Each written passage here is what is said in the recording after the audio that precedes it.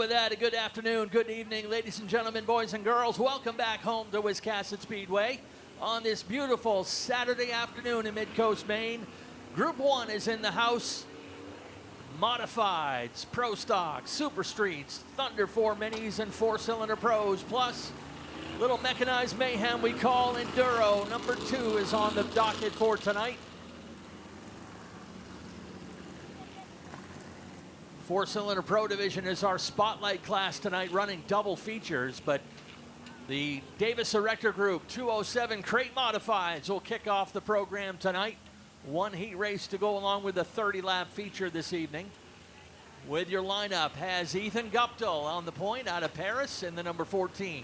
Ryan Neal outside out of Wiscasset in the 26. Billy Dixon is in the number 33. He's got the Hall of Famer Alan Moeller, who is outside in the number 60. Ryan Phillips is in the 89 with Bubba Pelton outside in the number 27. Your new point leader and your most recent winner, John Rickey, in the number 4. To his outside, making his modified debut, Nick Hinckley in the number 75, running for the Picard brothers. Doug Phillips in the number 8, Richard Jordan in the number 68. Locked and loaded, ready to go. Starter Dave Sturgis checking him over. Pace car will pull in, and there's your green flag. Let's get racing. Oh, trouble for Ethan Guptill getting up to speed in that number 14. He's trying to get up out of the way, but everyone's scrambling to get around that car. In the meantime, Ryan Neal's got the lead the first time through. Alan Moeller settles into second. Bubba Pelton camped up on the high side in the number 27. Ryan Phillips in the number 89.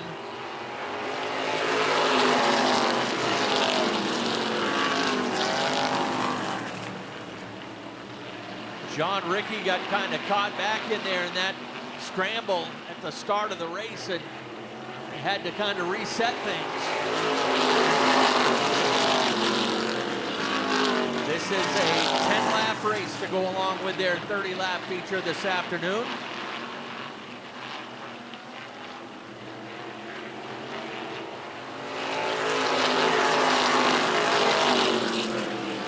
Problem for Alan Moeller. Off the track and on the access road as we hit halfway this time by the stripe.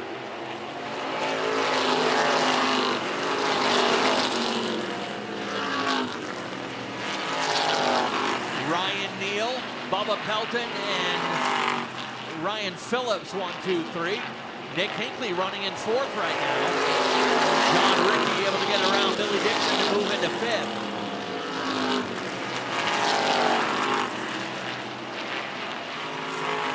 Looks like there might be a little smoke out of the 75 of Hinckley.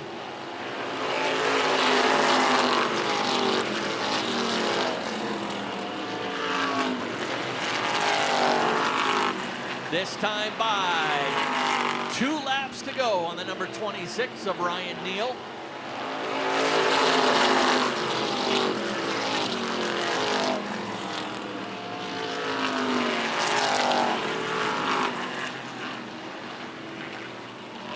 White laundry will fly this time by. Moeller trying to nurse that car around on the final lap. Bubba Pelton turning up the pressure on Ryan Neal here on the final lap. Pelton jumps up to the outside. Checkers are ready to fly. Ryan Neal will take the win.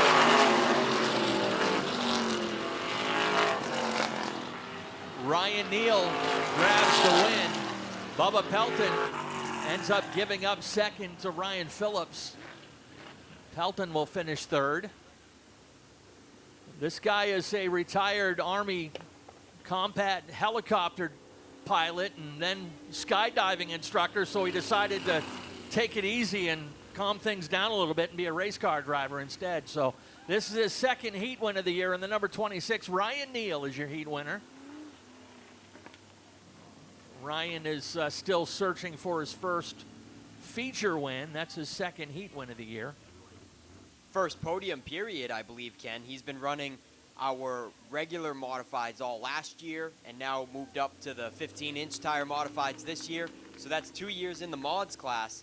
And Ryan Neal has yet to take home a piece of Wiscasset Speedway hardware, so this heat race win will certainly boost his confidence for tonight's feature. And we're very happy for him as well. Yeah, and unfortunately, bear with us, folks. We do have a little bit of a break between these two divisions. Nick Hinckley, as we mentioned, running two classes, and the modifieds and pro stocks having to be running back-to-back today. So we're giving Nick a moment to get out of the modified and into his pro stock. One pro stock heat today. Usually on 250 weekend, we're a little light on pro stocks, understandable. But for anyone that wants to continue racing here, we make sure we give them the opportunity. And Nick coming off a feature win 2 weeks ago here with Group 1. His third win of the season in the pro stock class. So Nick doing a good job to start off his modified career. And we actually have two other drivers here tonight running two different divisions. So Bubba Pelton running both modifieds and super streets. Dan McCaig Jr. running super streets and pro stocks. So there's not a lot of opportunities to throw divisions in between for some of these drivers. So, hey, Sturge said 2 weeks ago that never happened again. But yeah, that was on the super modified night where those big wings kick up a lot of wind. So that was understandable. Tonight, that looked like a bit of a rookie mistake there. Sturge. Shots fired. Oh, man. We love you, Sturge. Hey, Ken, a lot of people do ask us, why don't we take this night off? Well, there is a lot of people in these grandstands. Yeah, this is the reason right here, sitting in front of us. And there's about 90 cars in the pits, including the Enduro. I mean, they're still rolling in. We might push 100 cars once all the Enduro guys show up here, so I think those are two pretty darn good reasons to keep racing on this Saturday night. Yeah. How about you fans? What do you think? You guys glad to be here? We like that for sure, and we know it's a big weekend as we wish some of our regular competitors that are running up there this weekend all the luck. I know Josh St. Clair's taking a swing at the 250 this weekend, and Kevin Douglas went into the weekend with a shot at running the 250. I think they unfortunately wrecked the car last night in the pass race, but we'll keep an eye on whether they're able to get that number 32 back in action for Sunday. I believe Nick is just about ready. We also have in action today, as we mentioned, the Thunder 4 Minis. The Super Streets always putting on a good show, and four-cylinder pros are going to be running double features today as these young drivers continue to hone their craft. And here come the Norm's Used Cars Pro Stocks. Actually got a couple, technically, and I use my air quotes, new cars here tonight.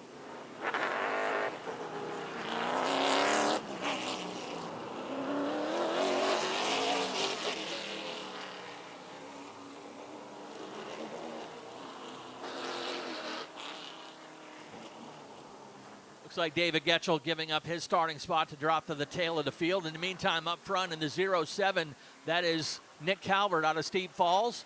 To his outside to be the number 17 down from the woods of Jackman, Maine. That is Andy Gilbert. The veteran Charlie Colby in car number 2. To his outside to be Matty Mears in the number 11.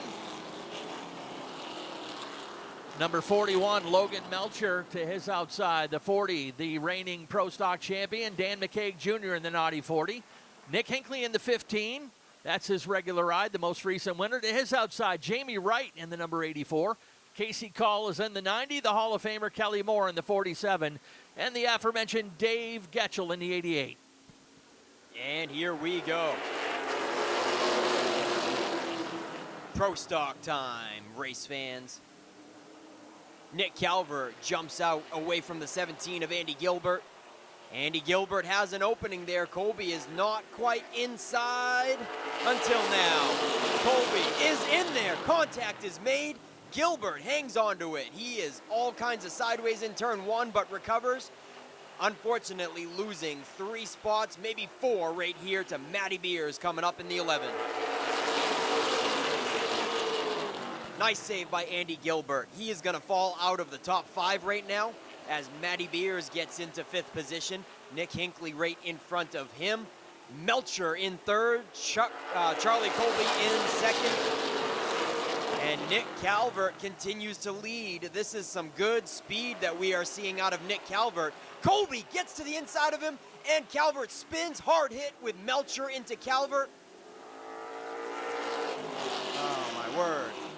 Calvert into the wall on lap 4.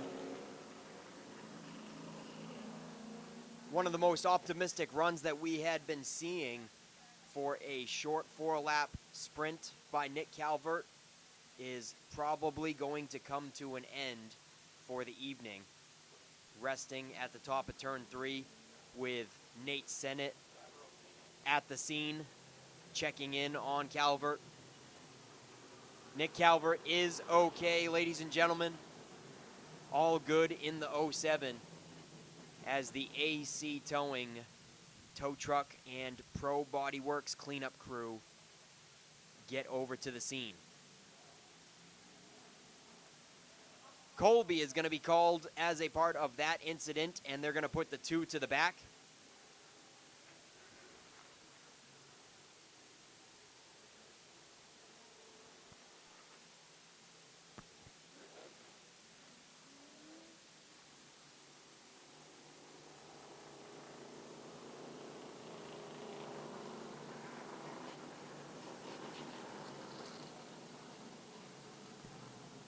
Logan Melcher still rolling under his own power, but heads to the pits in the 41.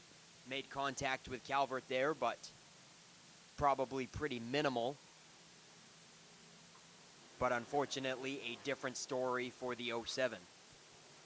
Yeah, Nick, I wanted to mention now's a good time to throw out the fact that we have a tie atop the points here in the Pro Stocks coming into this weekend. Nick Hinckley coming off his 3rd win ends up grabbing his share of the point lead along with Logan Melcher in the 41. Melcher had been holding that spot, but Dan McCaig Jr. staying steady.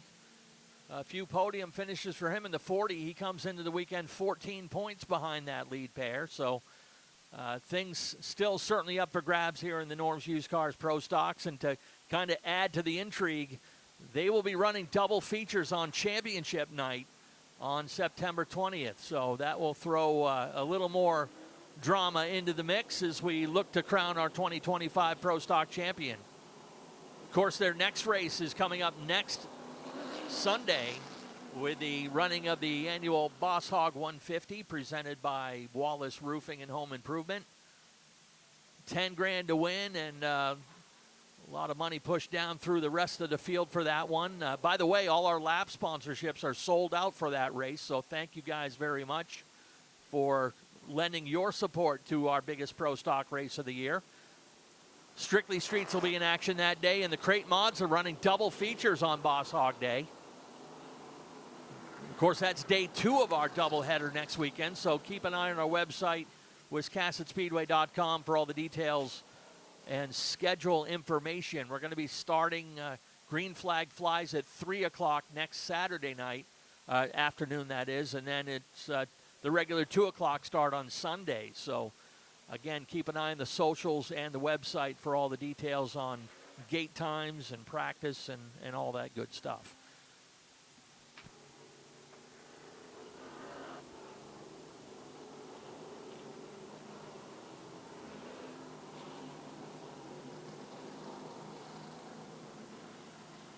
Yeah, that's right, folks. Next weekend is the doubleheader race day, Saturday and Sunday, for the Boss Hog 150 weekend.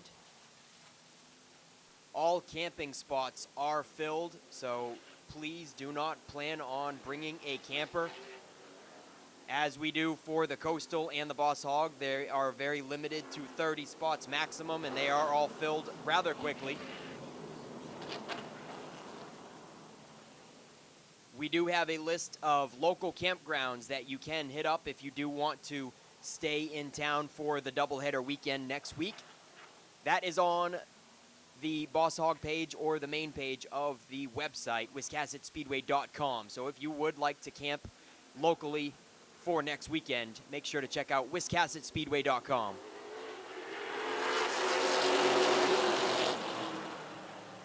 Now 3 laps in the book, 7 to go, and Hinckley and Beers are evenly matched down the backstretch. Casey Call, the newcomer, trying to have something for the locals. Oh, and Matty Beers gets in line as quickly as possible, making sure that Casey Call doesn't fill the inside. Can he hold it, though? Beers is losing traction on Hinckley, and Casey Call's going to get in there. Casey Call in the 90, knocking on the door. Matty Beers is slipping up. He does it again in turn 2, gets sideways, and Call is going to get the nose in there for good this time. Side by side for second place. Chuck Colby has made a few passes to climb back up into the top 5. I mean Charlie Colby, that is, in the 2, as Dan McKeag Jr. fills out 4th. Nick Hinckley running away with this one. Casey Call takes 2nd for himself. Dan McKeag Jr. underneath Matty Beers, and Charlie Colby's going to follow up the inside as well. 2 laps to go. Matty Beers hanging on for dear life. He's going to lose the last spot right there and settle in line for 5th. Andy Gilbert and Kelly Moore duking it out for 6th and 7th under the white flag. And right behind Kelly Moore is Jamie Wright. We're happy to see that, number 84 for the first time in 2025 back at Wiscasset Speedway. Hinckley's going to take the Pro Stock heat.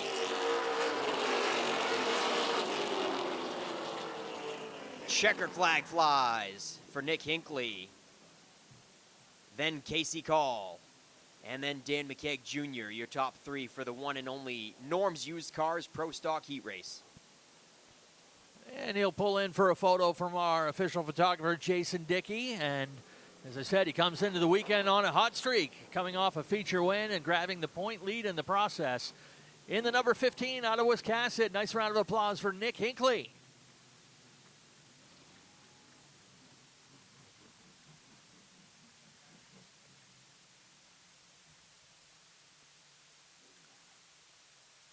Bill Pierce driving the Norm's Used Cars Ford Mustang pace car for us today. Barry Morse off for a couple of weeks. Barry Wright's an old street stock driver that used to run here.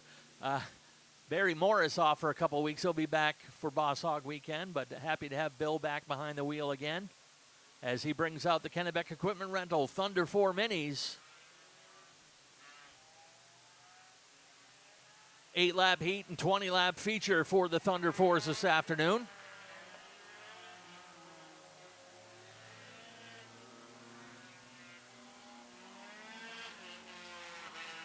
Now, Nick, we don't get a chance to say this too often, but for this heat race, we're going to have a husband and wife lining up side by side in the front row. It's Mr. and Mrs. Squirrel. Michaela Weber in the number 7X with the pink numbers on the inside, and then the number 7 on the outside, former champion Shane Weber in the number 7. Pete McCollett is back behind the wheel of the number 89, the Mike Landry-owned machine. Days outside will be Carson Bellows in the number 25. Kyle Willett, 2-time Outlaw champion in the 08, and Zach Audette, Mr. Excitement, car number 19. Good to have Michael Golding back with us as well in the 26 out of Pownell. Ken, what if we start calling her Chipmunk? We got Chipmunk and the squirrel up there.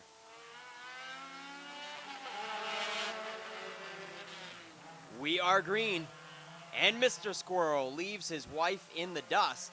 Look at him go, already a half a straightaway down the backstretch. She is holding second, but not for long. Here comes Pete McCollett up the bottom in the 89.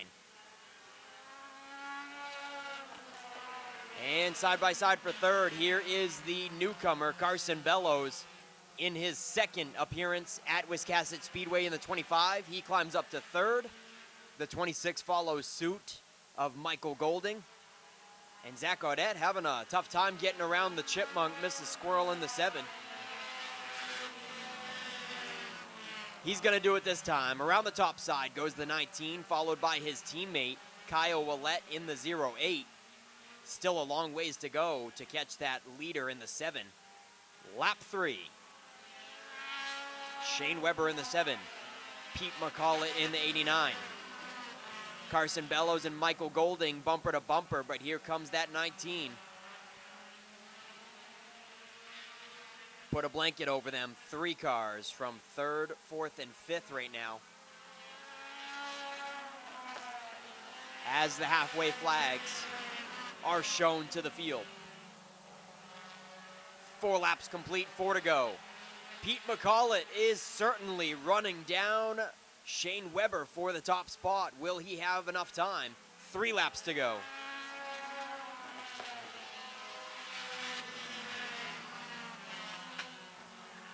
Carson Bellows holding his ground in 3rd as they run side by side in the rearview mirror for 4th.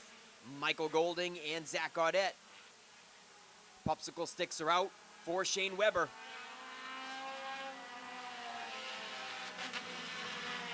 Pete McCullough is just about uptight on the back bumper. Here we go, folks. Down the backstretch, McCullough is there knocking on the door. White flag is going to be shown this time for the 7 and the 89.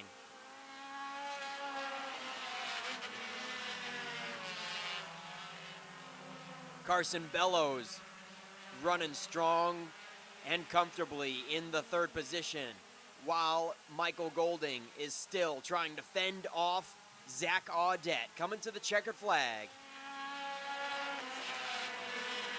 Shane Weber holds him off, leading it wire to wire as Pete McCullough out of the final corner stuck a nose in there.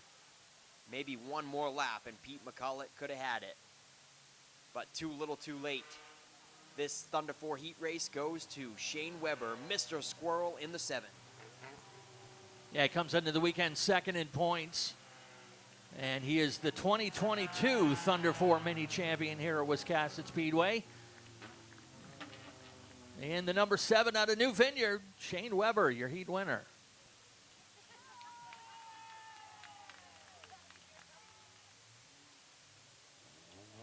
Pace car picking up the next class, and it is the Goslin Insurance Super Streets. A couple of heat races for the Super Streets this afternoon.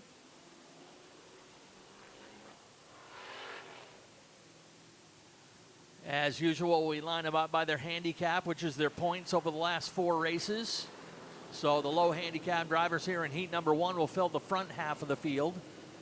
The high handicap drivers, including the top 3 from the most recent race, will be out in heat number 2 to fill the back half of the field. Hey, tonight's backpack giveaway night, by the way, and hopefully you kids have signed up downstairs with Penny at the Ward and Son Builders Kids Club table. And she had some cool sand art going on earlier on this afternoon, and we're going to give away some backpacks again tonight. Last week, Nick, we gave away 95 backpacks, and we thank all the generous donations again this week. Yeah, I lost count of how many backpacks it was. I know she just kept sticking list after list after list in front of our faces to read off. Caleb Emerson Maines and Josh Hall in the front row. The Mad Dog, Matty Herrick, and Dan Nesmith on row 2. Andy Caherl and Mark Lucas on row number 3. And the Jackrabbit, Jack McKee in car number 28 in his 2nd Super Street race. Let's go green for the first of 2 Super Street heats. Side by side out front, Caleb Emerson Maines and Josh Hall. A dead heat going into 3. Great battle in that front row. Dan Nesmith loses traction on the top 3, but the Mad Dog, Matty Herrick, is right there in the picture. Josh Hall having a tough time in the 2nd groove there. Good run for the 117, but he is going to lose that spot to Matty Herrick. Oh, and he doesn't get to the bottom. Well, maybe he can. He finds the hole. Andy Caherl lets him have it. Nice guy in the 19, he is. Josh Hall files in line, but if he keeps on slipping up, Andy Caherl is going to be able to fill that inside on the next time that Hall leaves it open, and he's going to do it right here. Josh Hall left the door open through turns 3 and 4. Andy Caherl pulls it up alongside, door handle to door handle, and we've got a dead heat for third place. Halfway flags are out.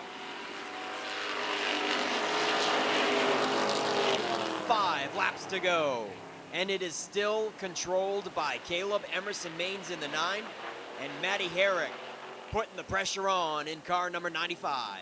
Andy Caherl up to third now. And Jack McKee in the 28 up to fourth. Mark Lucas cracks the top 5, and he is getting into the left rear bumper corner of McKee. Lucas is going to help him move up and get to the inside.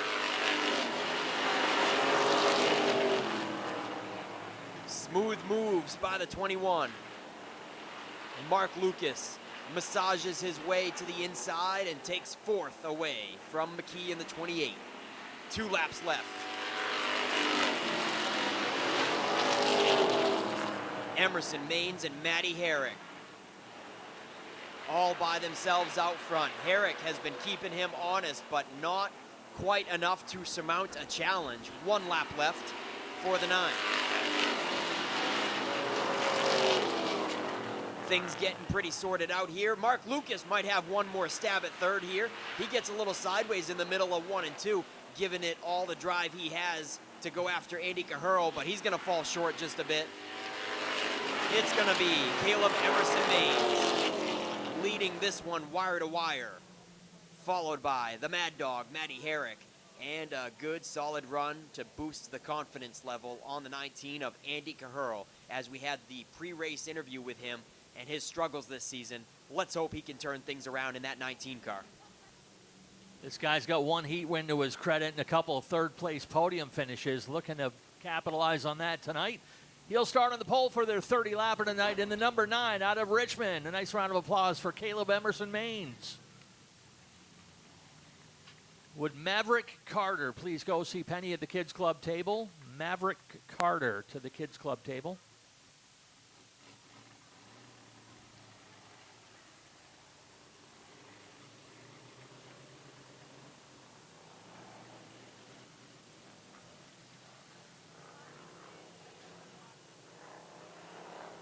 Heat number 2 is on the track now. These are the high handicap drivers that'll fill the back half of the field.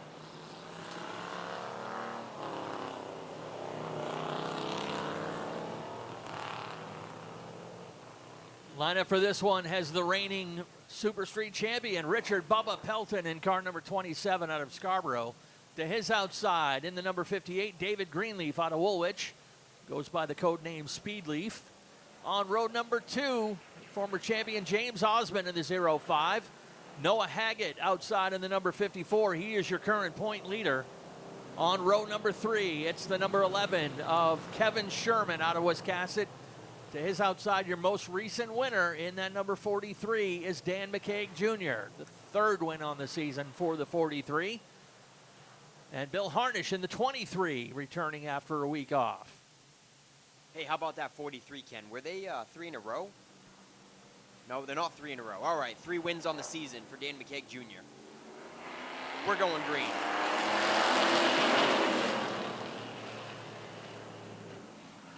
Bubba Pelton, another one of the double duty drivers today, with a crate mod in that 27. And Speedleaf in the 58, though. He is working on him on the top, and he's going to clear.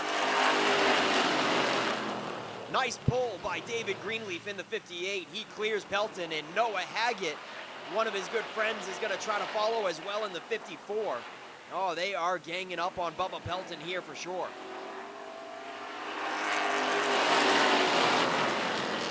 Noah Haggett clears for second. Next in line is Brett Osmond. James Osmond, that is, in the 05. Glad to have Dad James Osmond back racing a Super Street.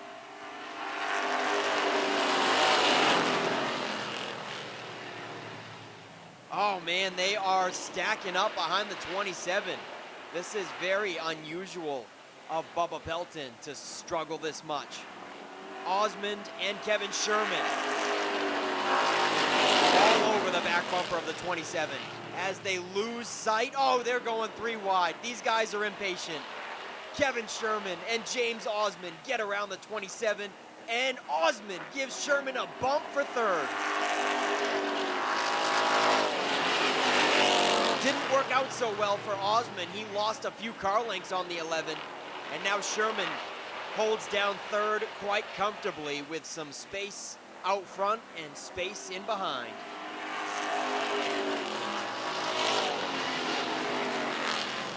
Yeah, Bubba Pelton, he's heading down pit road. He cannot be very happy about the way that car is handling.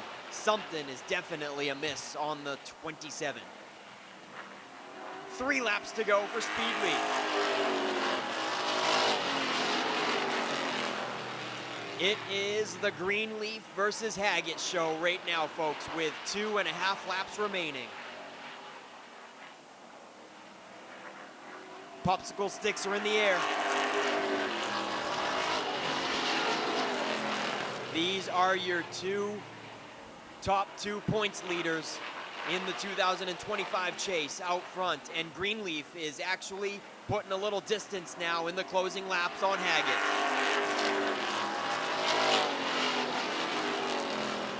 Also very uncharacteristic of the 43, Dan McKeag Jr. seems to be having an off-handling car, or possibly he's just saving his equipment for the feature.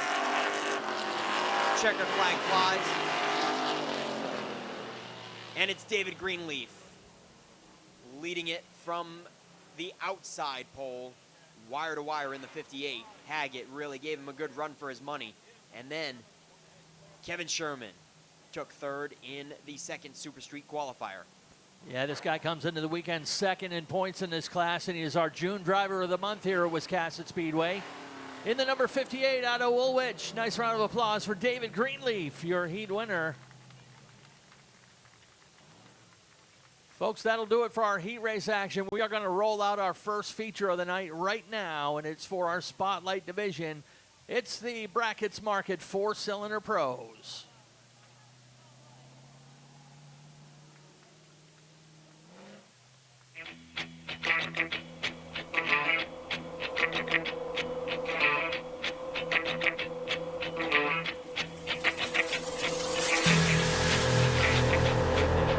All right, partner. Keep on rolling, baby. You know what time it is.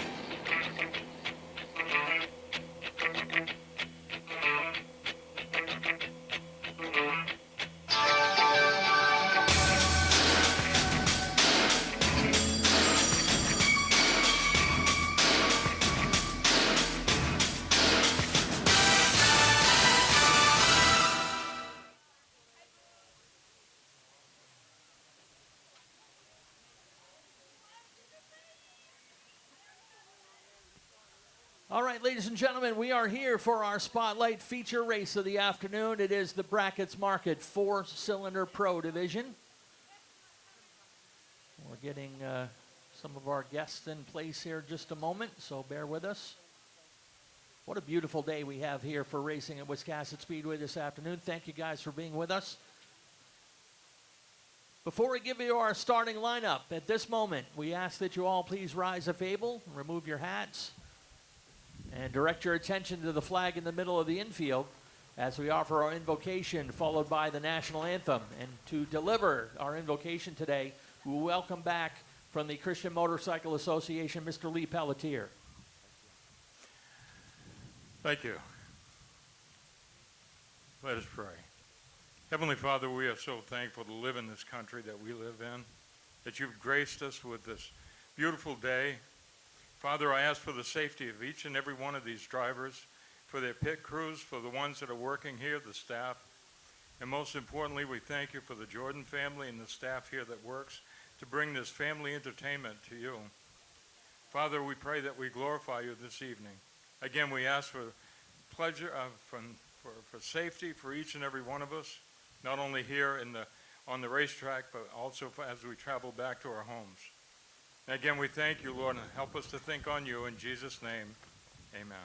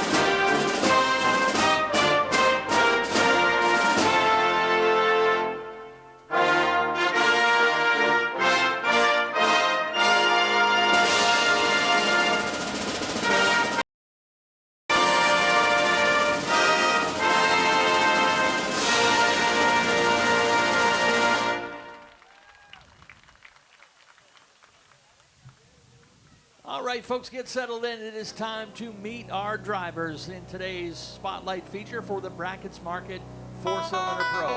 First, we're going to meet our junior official down at the start of the grid. Ladies and gentlemen, nice round of applause for Maverick Carter. And now our drivers, starting in the 9th position, driving the number 81 out of Warren. Welcome, Dylan Anderson.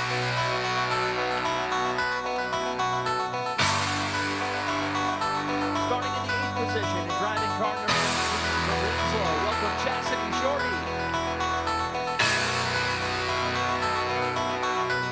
Your point leader starting in the 7th position tonight, driving car number 88 from Arundel. Welcome, Jackson Morside.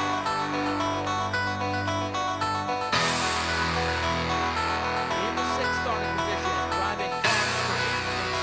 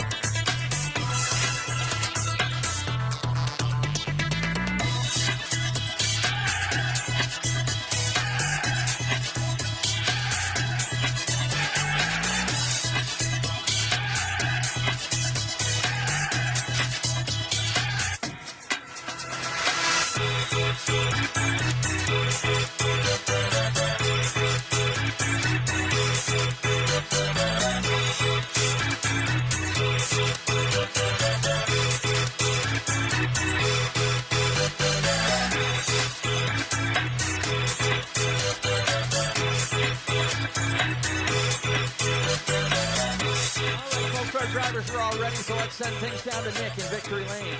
And we got brothers and sister here, Maverick and Marley, that are going to take it away. Go ahead. 1, 2, no, Maverick. Drivers, start your engines. I love that sound. Let's go racing.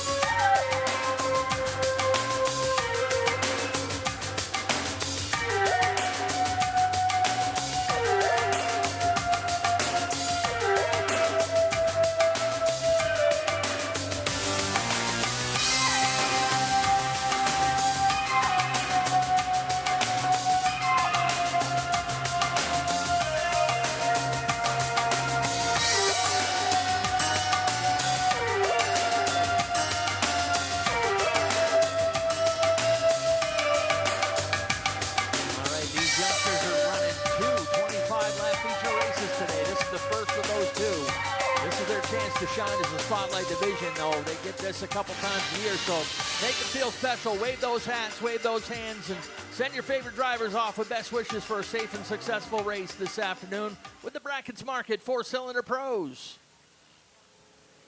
Every division here, Wiscasset gets the spotlight a couple times a year, and it is the turn of the 4-Cylinder Pros this afternoon.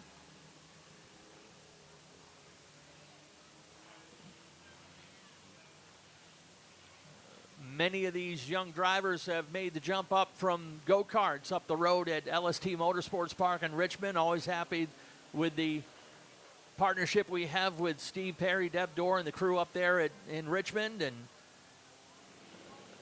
helping them with a lot of promotional activities, and then giving these young drivers a place to jump up and race the big track.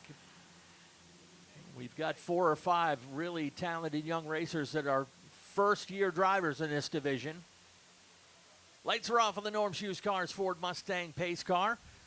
Mike Carlton in turn 1 and 2. Nate Sennett over in 3 and 4. Dave Sturgis up on the flag stand. Of course, we've got Sean Dickinson on the backstretch wall. We're ready to go racing. Pace car is in. Green flag is out.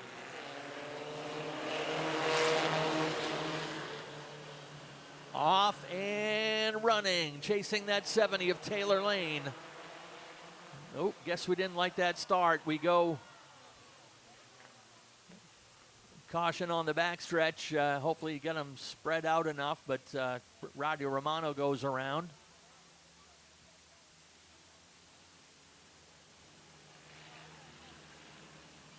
Get everyone back in place. I believe that was a bad start, so we'll flip row 1 and row 2. The way we do with false starts here at Wiscasset. Got to penalize them, but not throwing them all the way to the back. We just flip row 1 and row 2. That lead pair's got to work together.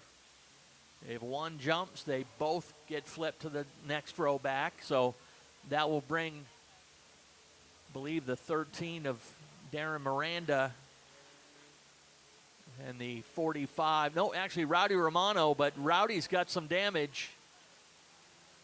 Oh, no, that's your point leader, Jackson Moorside, with the damage. That car got torn up pretty good. Rowdy Romano heading down pit road, so already this race taking a bit of a turn. They'll give them a lap or two to see if it's just some body panels we got to take out to get them back in action, but they've got the 26 now, Max Parlin up there, and Darren Miranda will jump up to start at point.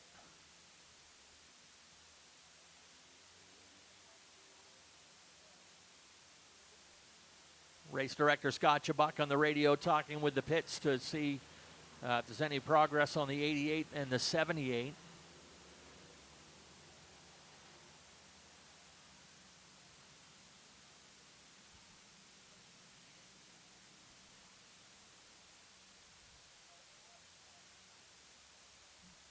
I believe they're going to give the 88 one more lap. No word yet on the 78 of Romano. Actually, Moorside looked like he took more damage on that false start than Rowdy did.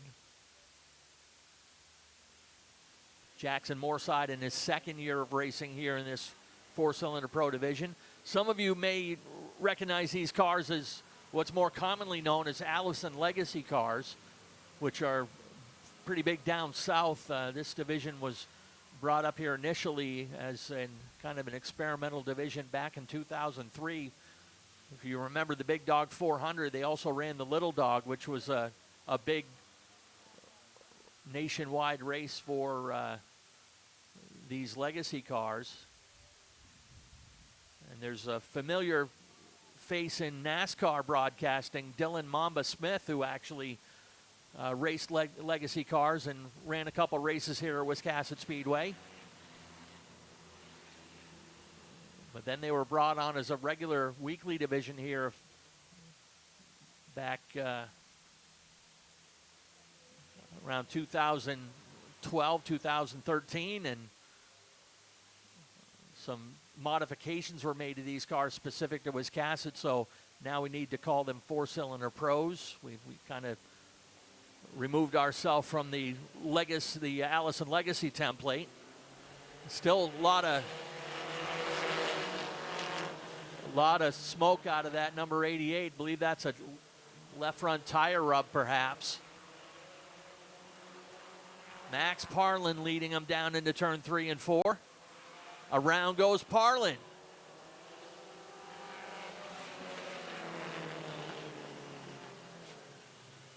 Jackson Moorside heading pit side once again.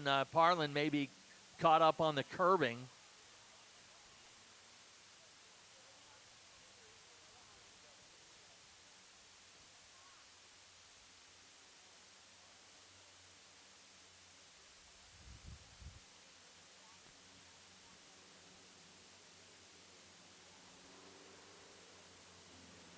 All right, the call is, looks like Parlin lost that on his own. They're checking if there's any contact with the 13 of Miranda, but no. Nate's trying to push that car off the himself.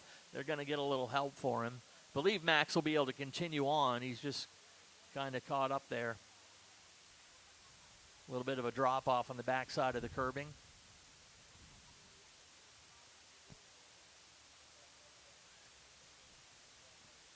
Jackson Moorside certainly caught a lucky break there, allowing him to still stay on the lead lap if he rejoins the field, because if that stayed green and he kept smoking like that, then they surely were going to show him the black flag for safety reasons. So he gets another pit visit to try to get some more tire clearance on that fender. And if he can get back out here before we go green, then he'll still be on the lead lap and can still race for position.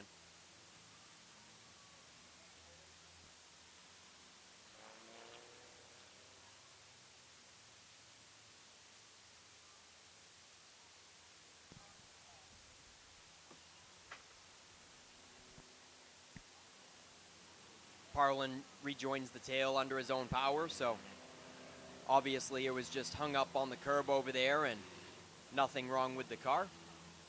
And then the rookie in the 81, Dylan Anderson, continues to opt for the rear in his rookie season.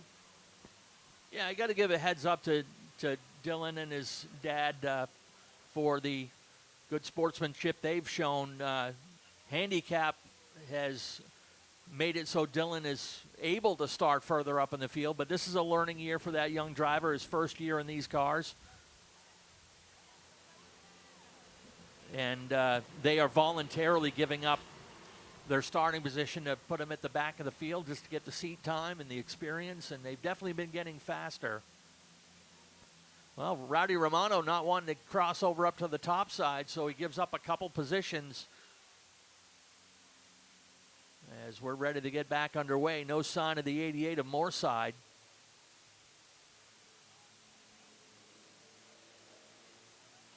Pace car heading in once again.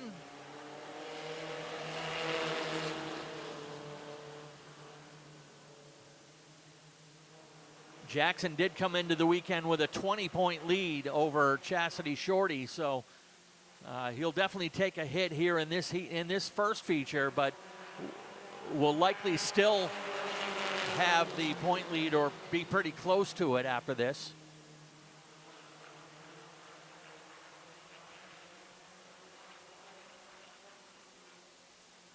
Darren Miranda, one of the newest drivers in this division.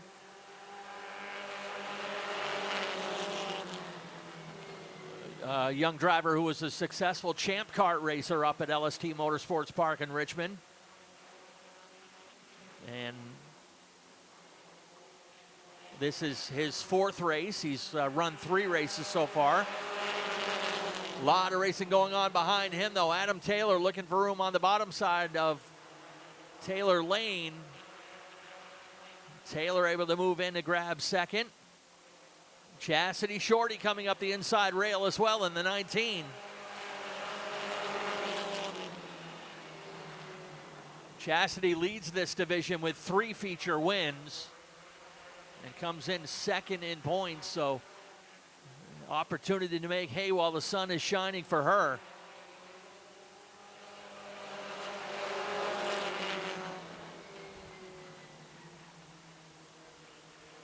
This class has produced 4 different feature winners this year. Moorside and Shorty both winners. Adam Taylor's been a winner in that number 8, as well as Max Parlin in the number 26.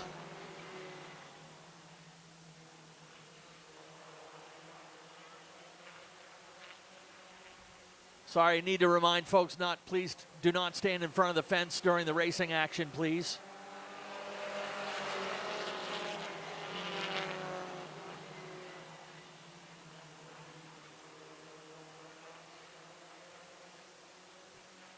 Adam Taylor sneaking in to grab the lead away from Darren Miranda.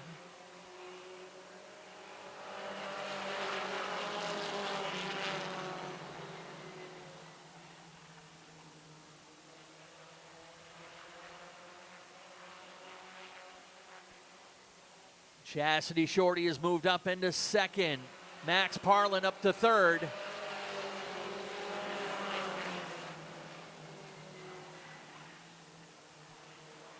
Miranda caught on the outside, a little smoke out of that number 13 as well. He's off the pace.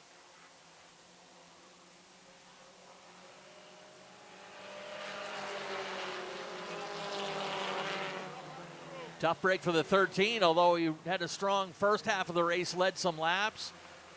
And we got a couple winners, feature winners going at it for the lead now with Adam Taylor up front, chased by Chastity Shorty.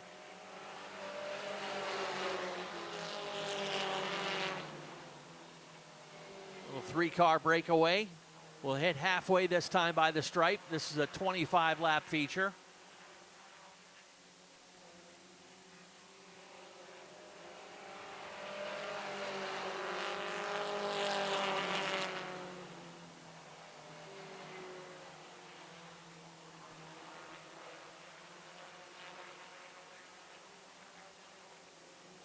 Adam Taylor searching for his, another one up in smoke. That's the 45 of Jay Plummer.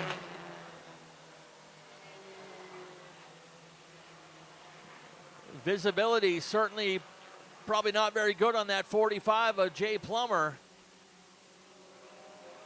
And keeping an eye out to make sure he doesn't put any fluid down.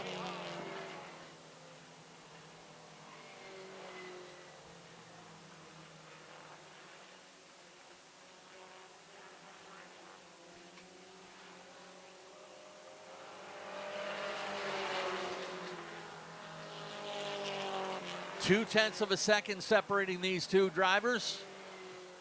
Max Parlin keeping pace. You never know. Might be able to sneak in there and grab something if they tangle up front. Rowdy Romano, nice recovery in the 78. He runs in fourth. Taylor Lane is fifth. And Dylan Anderson cranking along, logging laps, staying out of trouble. And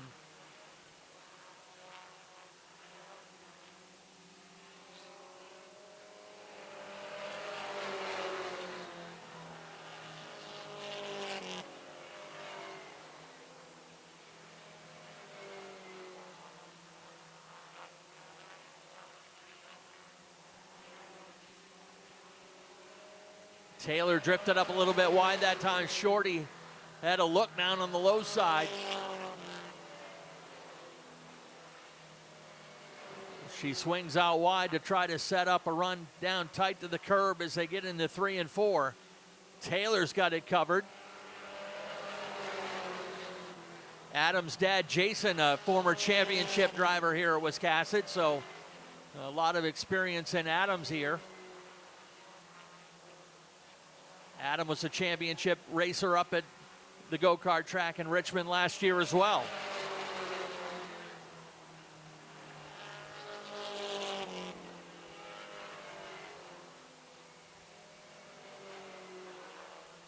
As I said, Chastity won't be able to grab the lead, the point lead with this second place finish, but she'll certainly tighten things up and make it accessible in the second race this afternoon. This time by 2 laps to go on the number 8 of Adam Taylor. Shorty right to the back bumper.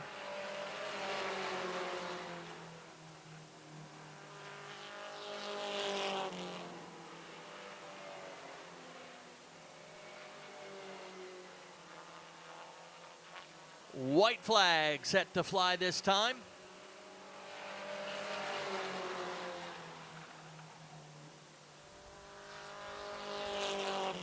Chastity keeping him on as she backs up the entry into turn 3 just a little bit to see if she can make one final charge. But Adam Taylor will have him covered and gets the win. The pump fist out the window on the final straightaway and his second win of the season. Chastity Shorty with a timely podium finish with the tough luck of Jackson Moorside will tighten that point lead up. Moorside came in with a 20-point cushion, and that is mostly gone here after this feature race, and hopefully they're slinging on that number 88 to get him back out here in the second feature this afternoon.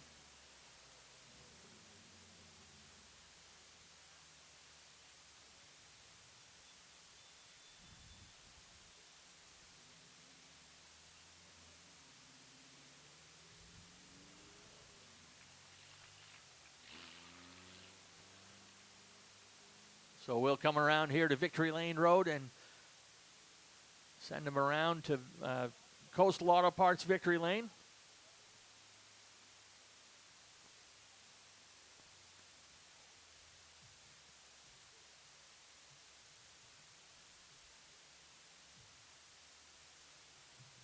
After this Victory Lane celebration, we will take our intermission. At that time, we'll do our transponder check on our Enduro drivers, so you get a little taste of the cars that'll be coming out here for the final race of the night. Always fun when we have an Enduro in the house. Good opportunity for non-regular drivers to come out here on the track and have some fun. Third Enduro of the season, the Fall Fury 150, though. That one is open to any and all racers.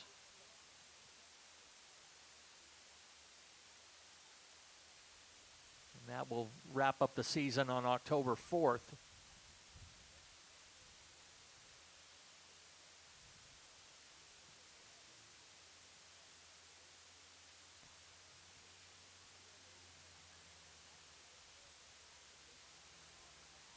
Adam Taylor delivering the checkers here to the attention of Nick Huff. Oh, come on. You remember how to get there. Pull it up there, buddy.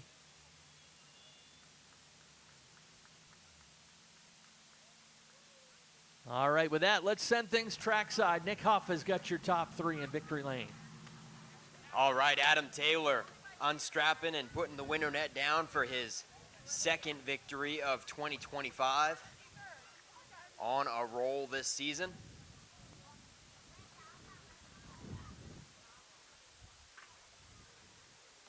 And he's climbing out, folks. Make some noise for the number 8 machine. Yeah, buddy, Adam. Man, Chastity, the 3-time winner this season, she really gave you a run for your money. You had to have been seeing her in every rearview mirror that you had in that thing. Yeah, I got in the first, and then she was behind me the whole time, so I'm like, I got to keep low, and I stayed low, and I won. Just like that. Yeah. Easy peasy. Who do you got to thank for helping you on this number 8 machine? My dad, my grandfather, we got this car going really good, so yeah. And you looking forward to feature number 2? Yeah, definitely. He says, all right, get that checkered flag. I think it blew down over there. Nice job, Adam Taylor. And Chastity Shorty. She's got enough wins this season, right? Let that guy have another one. I mean, good, clean racing. I mean, you got that one fair and square. But, I mean, I'd love to get another win. I mean, you always want to get another win. But, yeah, good, clean racing. I mean, except for the beginning. But Yes, a second place for you. How many seconds have you had this year? none, it's my first one. First second this year. She's got 3 wins. She's on a roll. Who do you got to thank for helping you on the 19 ride? William Measuring, Water's Edge, Folsom Properties, Folsom Lawn Care, R&K Auto, the Robin's Nest, Anthony Automotive, Main Mountain Timber Frames, Central Main Crane, and my mom, grandfather, and Travis couldn't do it without them. Hey, Chastity, first time I think I've seen you without the French braid. Didn't have time to get the French braids? No, my friend usually does them. I haven't quite figured it out yet. Oh, okay. Well, that's kind of a thing that I noticed you did with your hair. It looks like a lot of work, so. Anyways, hey, we'll move on to Frank here, taking home 3rd place. Max Parlin, heck of a run. What were you, like, just 1 or 2 car lengths away from them? They're just right there, but a little bit out of grasp for you, huh? Yeah, I was trying to catch him, but I couldn't. They're a bit faster than me, but I'll try to work harder on the next one. Yeah, is there any setup tips that you think you can tweak on for the second feature? I don't know. This is just as good as this car goes? Yeah. Who do you got to thank on the 26 machine? BNS Paving, NC Hunt, Bad Boy Buggies, Cleanup Group, Pistol Pete, Bunker Hill, Black Meadow Farms, and my family. All right, Max Parlin rounds out your top 3 for the Pro 4s. And it is intermission time, folks. We will wrap things up with a top 3 photo in Coastal Auto Parts Napa Victory Lane, but that is our first feature of the evening, and it's intermission time. Wallace Roofing has been covering houses for over 30 years. Wallace Roofing protects your home from the craziest Maine weather that's thrown our way. And that makes us so excited we often break out into dance. We will be on top of your roof because we know it's the shingle most important part of your home. At Wallace Roofing, we know that a good roof is not just overhead, it's the life of the party. Call Wallace Roofing today and let's get this party started.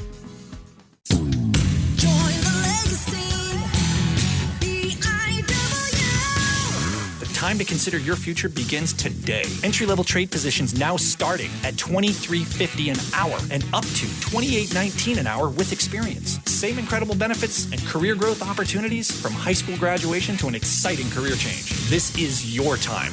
Join the legacy.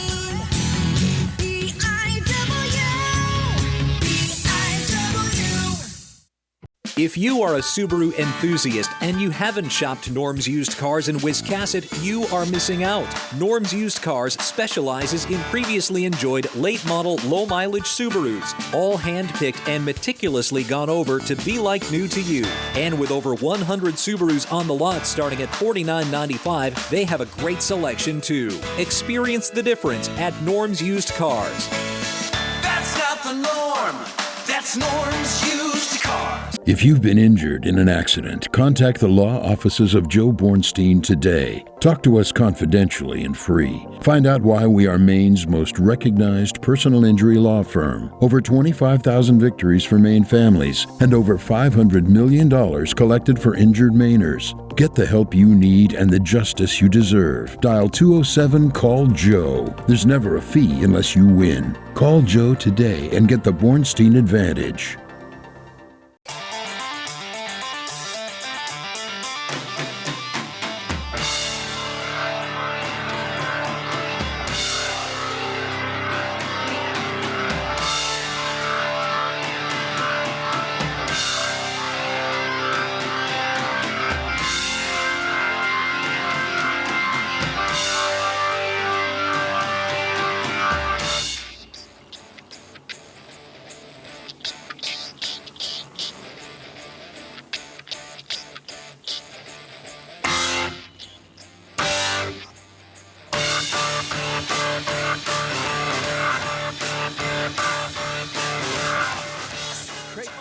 Set to go the regular 30-lap distance tonight. They've got a busy streak of racing coming up as next week, in their off week, they're going to be running double features on Boss Hog Day. But today it's Ryan Neal starting at the point out of Wiscasset in the number 26 to his outside. The veteran Billy Dixon out of North Waterboro in the number 33. Ethan Guptill is in the number 14 out of Paris. To his outside will be the Wiscasset Hall of Famer Alan Moeller Sr. in the number 60. Row number 3, Ryan Phillips out of Saco in the number, or out of Biddeford, that is. No, I was right. He's out of Saco in the number 89. Next row back in the number 4, John Rickey, your point leader coming into the weekend. He is out of Westbrook to his outside from Wiscasset. Nick Hinckley in the 75. Doug Phillips in the 8. Richard Jordan in the number 68. Ready to go. Crate Modified Racing, the 207 Modifieds. Bill Pierce bringing the pace car in. Let's go racing. Ethan Guptill a little bit better on the jump this time, but gives over the outside lane to Alan Moeller. Up front, the 26 of Ryan Neal leading the way. Dixon up on the high side, drifts up wide. Right down across the front of Alan Moeller to take over second. Moeller settles into third. Bubba Pelton fourth. Pelton jumps up to the outside in front of Ryan Phillips.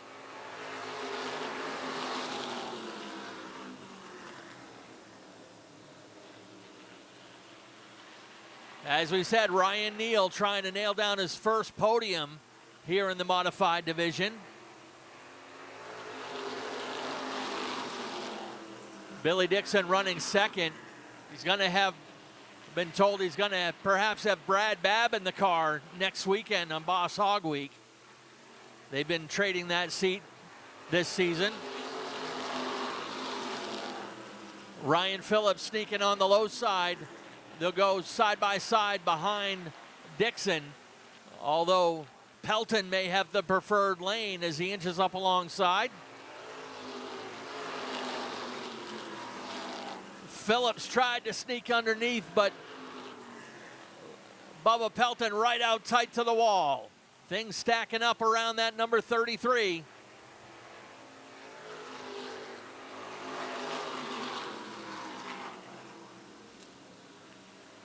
Ryan Neal has built up a half straightaway cushion now over Bubba Pelton. Phillips working the high side around the 33, followed by Hinckley in the 75. John Ricky laying back a little bit to wait for things to get sorted out up there. Ricky out tight to the wall as well. That track narrows up about 10 feet coming out of turn 2.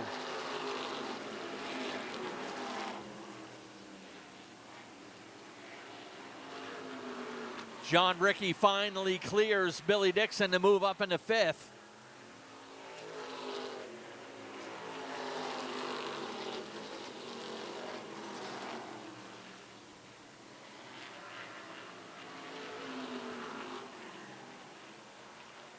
Ryan Neal's lead is about 1.8 seconds.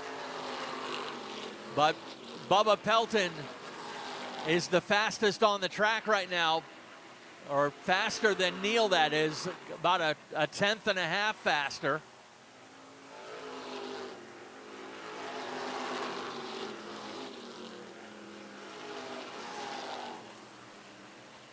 Actually, fastest on the track right now is John Ricky in that number 4 car. He's back in 5th. He's running 15.1s. Although Nick Hinckley just threw down the fast lap of the race with a 15.109.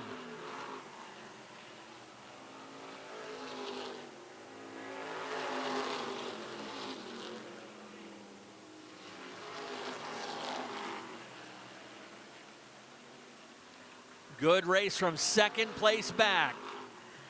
Phillips puts the bumper to Pelton over in turn 4. Now Nick Hinckley starting to come into the picture. Ryan Phillips trying to hang on. He's been the only driver on the podium in every race this year. But he's in danger of losing that now to Nick Hinckley. Hinckley grabs that 3rd spot.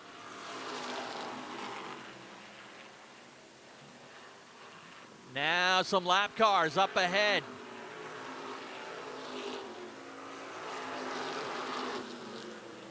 Lap traffic is kind of done in Ryan the last couple races.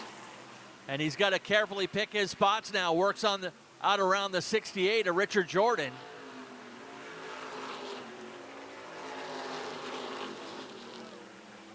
That gap is still about a second and a half back to Bubba Pelton. Passing flag now on the 8 of Doug Phillips.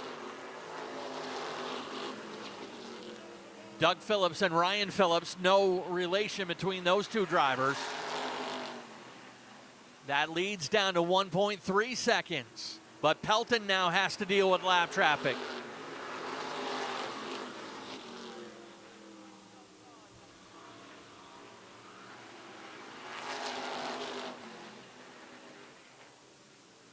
Working around the 68 of Richard Jordan.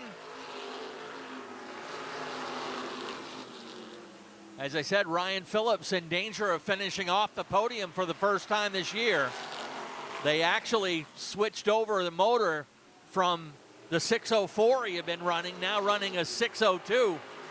But it's, as I said, an older engine they had sitting around. These guys can either run a 604 with a 2-barrel carburetor. Oh, Doug Phillips going up. Oh, no, that's Billy Dixon, I believe. No, around goes the 14. It was Ethan Guptill. There was a flash of smoke in front of the 8, and I thought it was Doug Phillips, but actually something let go on the, looks like the 14 of Ethan Guptill backed it up against the wall. And that is a caution I don't think Ryan Neal wanted to see.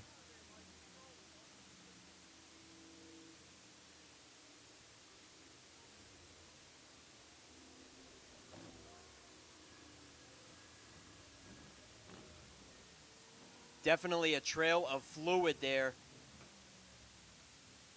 from one of those cars. I don't think we're 100% sure who it came from, whether it's the 33 or the 14.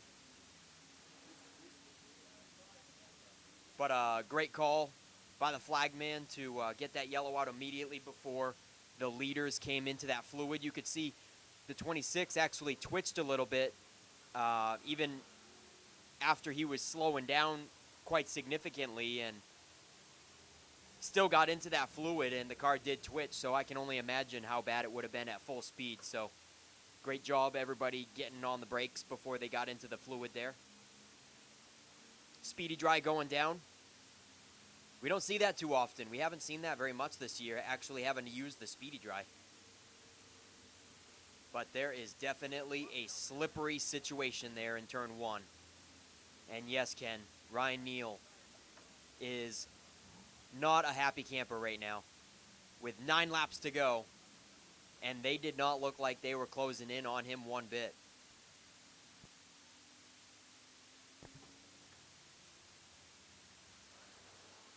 So the speedy dry is going up towards the 14 car, so it looks like Ethan Guptill's the one that erupted his engine and slid in his own oil. And Billy Dixon, I'm not 100% sure why he stopped over there. May have made some contact and damaged the right side. No, here he goes. 33 is rolling away under his own power. That was a total whiteout over there, wasn't it, Ken? Yeah, visibility disappeared on that one, and good for all the guys to keep off from each other. And I guess my suspicions now, by where the speedy dry is, that it was, in fact, the 14 of Ethan Guptill. Not sure how hard the contact on the wall was, but he'll get a tow from the AC towing guys.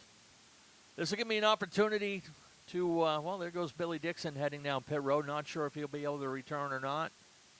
As I said, rumor has it he'll have Bradley Babb in the car next week. And speaking of next week, we have a doubleheader next weekend here at Wiscasset Speedway. On Saturday, it's Group 2 with the late model sportsmen, the road runners, the T&L Automotive Modifieds will have a 50-lap main event. Strictly Streets are off next Saturday. They're going to be racing Sunday instead. So in their place, we had the return of the New England Dwarf Car Series. Lightning quick little cars. They look like legend cars with home-built bodies on them, but man, those cars are quick. There goes Ethan. But anyway, early start time next Saturday. I want to put that out to you. As green flag will fly on the action at 3 p.m. next Saturday. And if I can get to it quick enough, I can let you know what time the gates will be opening up. Looks like pit gate will open up at 11 o'clock. Practice to follow shortly after. Grandstand gate, 1 p.m. for VIP season ticket holders, 2 p.m. for general admission, and the green flag flies on the action at 3 p.m. next Saturday. And then on Sunday, it is the annual Boss Hog 150 presented by Wallace Roofing and Home Improvement. Oh, by the way, I want to point out next Saturday's show, a couple of things. On next Saturday's show, it is presented by Dale Cook Excavation. Actually, Daryl Cook putting on that night of racing in honor of his father, Dale Cook, who just passed away recently. So we'll be honoring them. And also, Slugger the Sea Dog will be here next Saturday night. So a couple people actually asked me about that today. And Slugger was supposed to be here earlier for one of our fan nights, but that one got rained out, and we were on the Sea Dog schedule. The team is out of town, so Slugger will be here next Saturday. And then, of course, as I started to mention, the Boss Hog 150 on Sunday. Just 3 divisions racing that day. Of course, the Pro Stocks, they will be time trialing, and the top 14 drivers will get locked into the main event. The rest have to get in through heat races. And these crate modifieds will be running double features. And the Strictly Streets will be running a special 30-lap feature as well. Will be a qualifying race for the Strictly Shootout coming up at the end of September.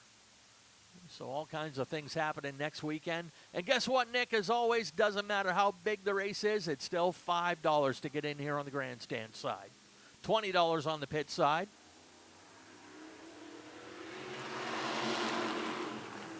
Bubba Pelton got a big jump over Ryan Neal and brings Ryan Phillips with him.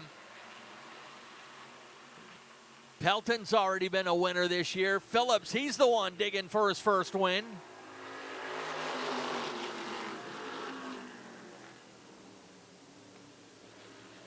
Bubba's got himself 3 feature wins.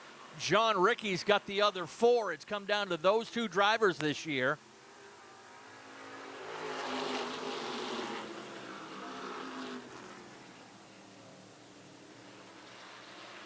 Two-car breakaway. Neal trying as desperately as he can to protect that 3rd spot.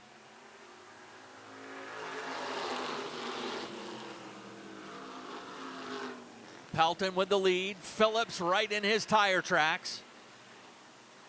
Ryan's been on the podium every race this year, and it looked like for a while that he would break that streak.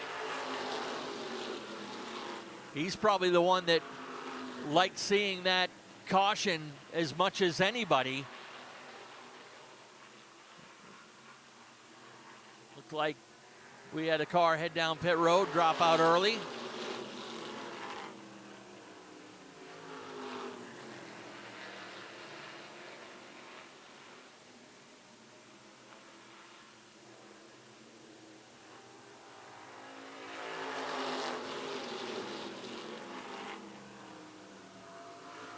They will get 2 laps to go next time by the stripe.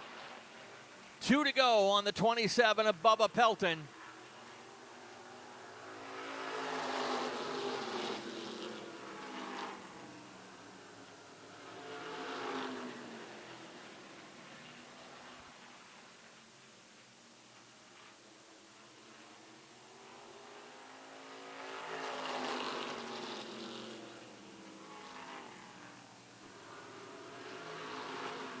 Final time around.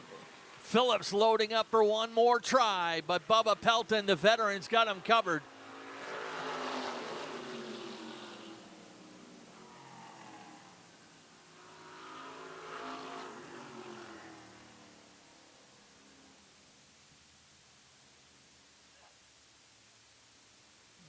Another entertaining race from the Davis Erector Group 207 Crate Modifieds. And the lion's share of the wins have gone between 2 drivers. John Ricky, a 4-time winner. Now Bubba Pelton, a 4-time winner. And how about Ryan Phillips in that 89? He's going to take back the point lead tonight, but he does not have a win. He has finished 2nd in 6 out of 8 races this year. He's the only driver that's finished on the podium in all the races this year. But he desperately wants a win. And again, feeling good for that guy in 3rd place. He was close to heading for his first win, but he still will get his first podium of the year. You won't find a driver working as hard as that guy has been here in the pits, getting better each and every week. As I said, former Army combat helicopter pilot, then ended up being a skydiving instructor and decided to calm things down and take it easy and be a race car driver instead. So we'll be good to hear from Ryan Neal making his first appearance in Victory Lane.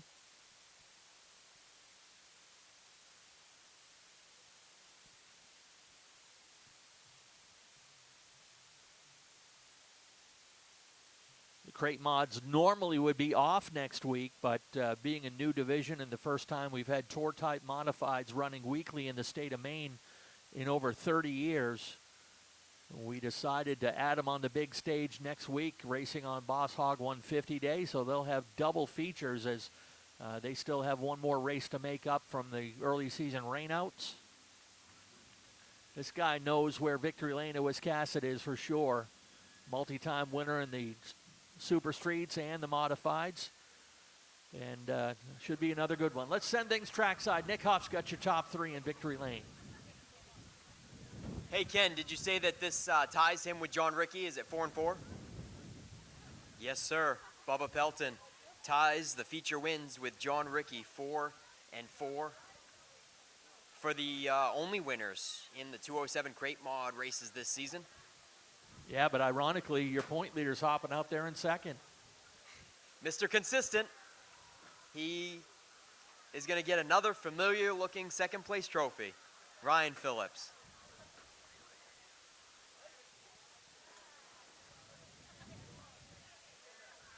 It wasn't without effort, though. Man, he was all over the tail of the 27. If the starting positions were reversed, I think Ryan would have been able to hold him off. It just mattered about position on the track. But Bubba Pelton climbs out, ladies and gentlemen. Make some noise for the 27.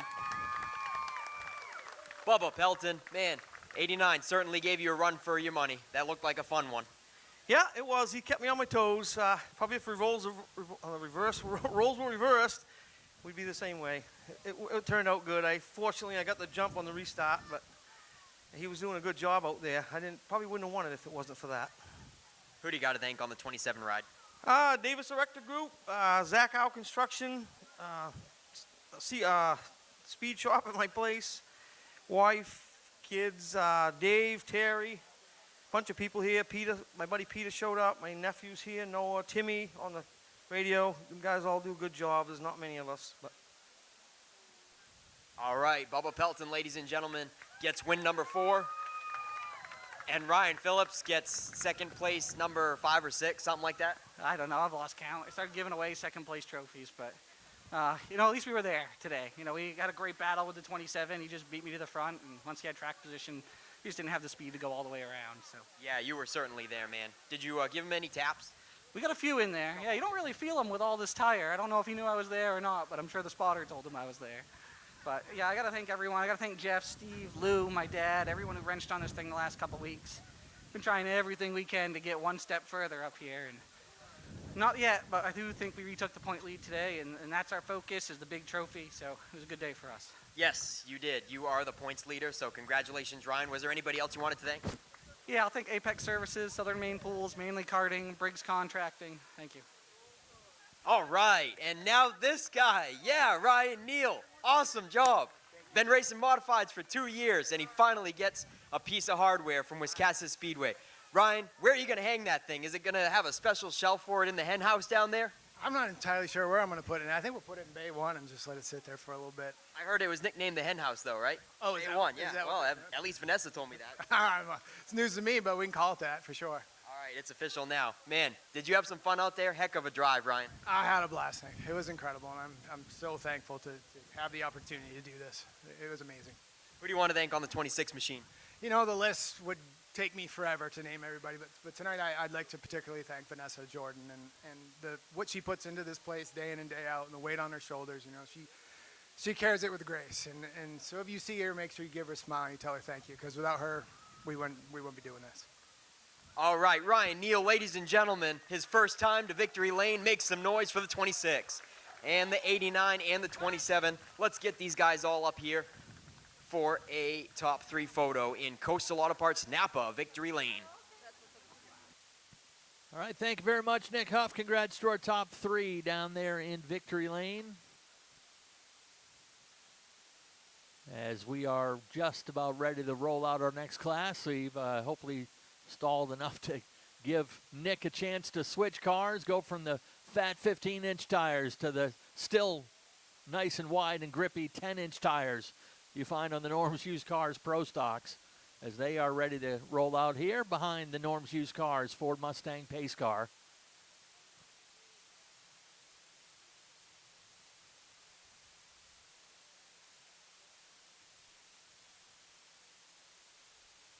Glad you've joined us on this beautiful evening here in Mid-Coast, Maine. And again, keep an eye on the website for all the details and official results, upcoming schedule, and information on what's happening here at Maine's biggest and fastest.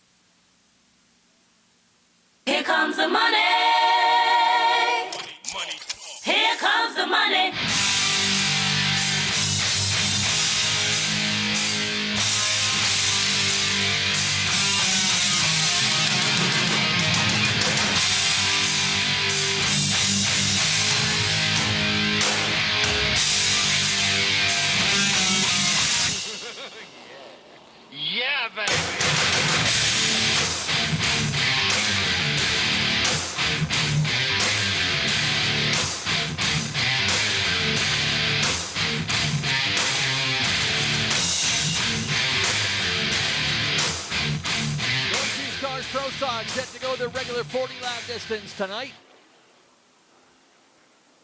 as this is their final tune-up race before the Boss Hog next weekend.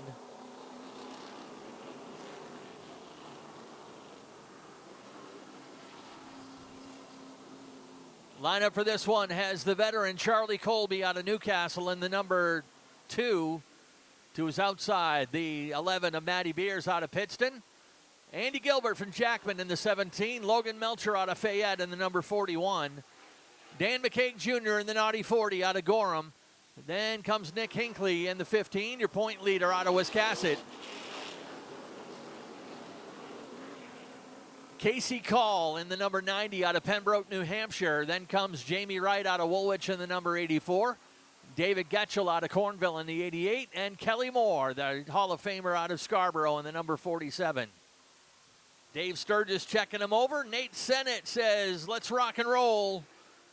Pace car in, green flag out.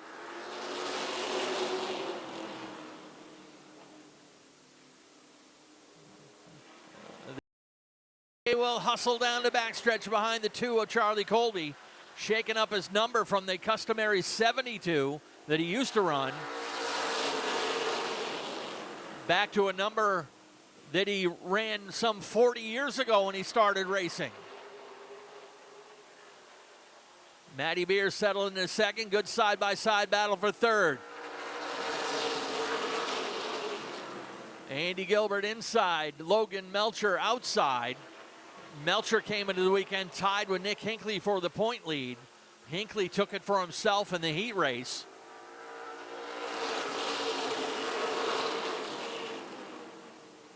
Charlie Colby going good in the early going of this one. Things have gotten sorted out there for third. Gilbert has got the spot. Now McCaig and Melcher side by side for fourth and fifth. Casey Call scoots up a spot in the number 90. He takes sixth away from Nick Hinckley.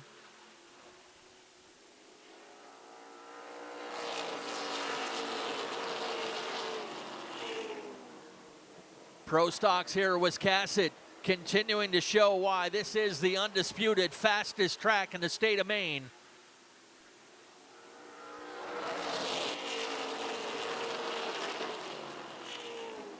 Charlie Colby with a 14.95. Actually fastest lap, 14.75.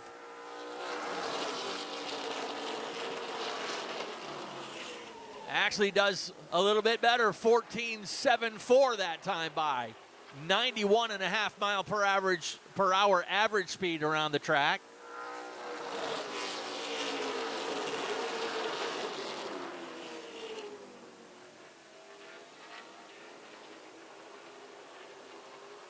Out single file now, things starting to settle down here.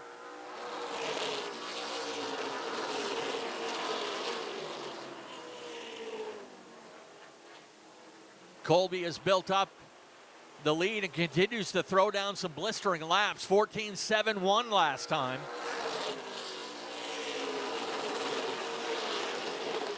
That lead up to 1.4 seconds now over Matty Beers. Beers uncontested in second.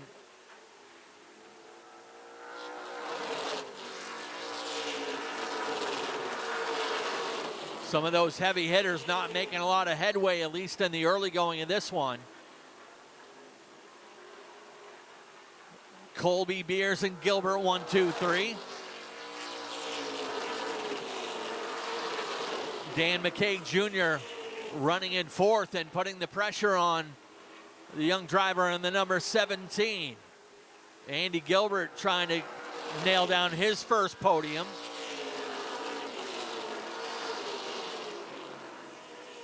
Andy has been perhaps one of the most improved drivers in this class coming into the season. McCaig gets a nose under. Gilbert gets up out of the way and put the Naughty 40 up into third. Logan Melcher trying to follow. Carefully sizes up the 17.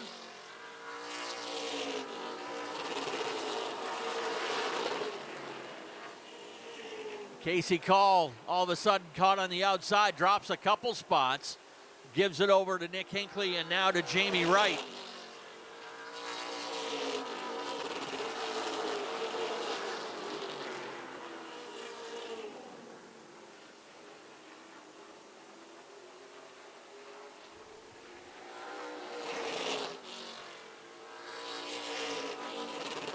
Charlie Colby's lead up to 2.5 seconds now over Matt Beers. Dan McCaig, the fastest one on the track right now.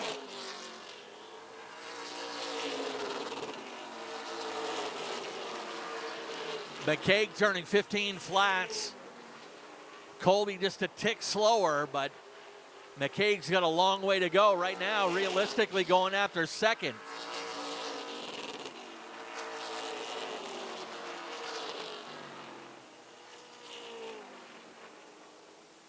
This time by halfway on the number 2 of Charlie Colby.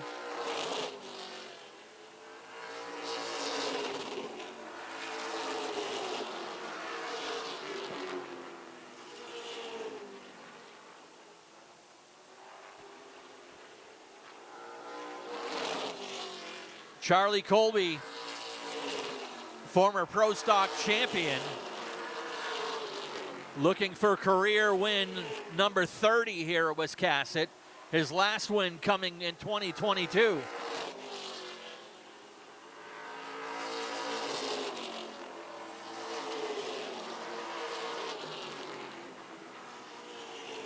His last points win actually came back in 2017.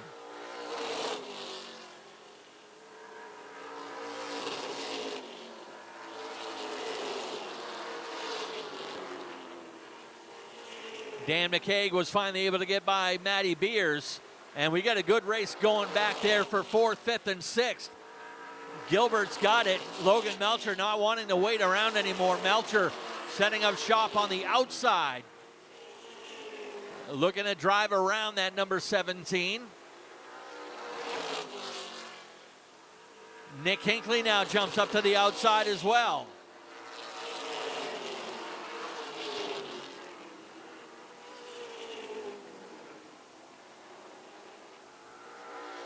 Logan Melcher patiently works his way around and into 4th.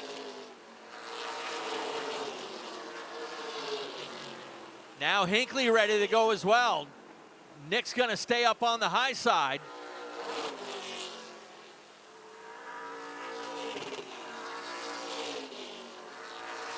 Oh, around goes Casey Call. Top of turn 4. Not sure if he and Kelly Moore got together. They did make a little contact while spinning. They had both been back near the tail of the field running in 9th and 10th. So already in the back of the field, so they'll end up restarting right where they were.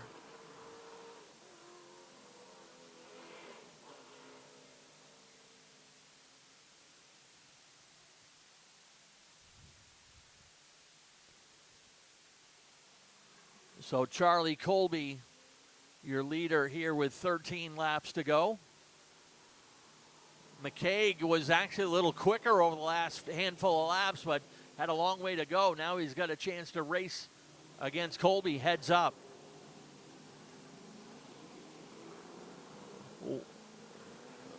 The Colby name synonymous here at Wiscasset Speedway, as we actually currently have 3 generations of the family racing on a weekly basis. Charlie racing here in Group 1 with the Pro Stocks. His son Chuck racing in the Modifieds on the T&L Automotive Modifieds on Group 2. And his grandson Tiger Colby, one of the top dogs in the Wood Pellet Warehouse late model sportsman division.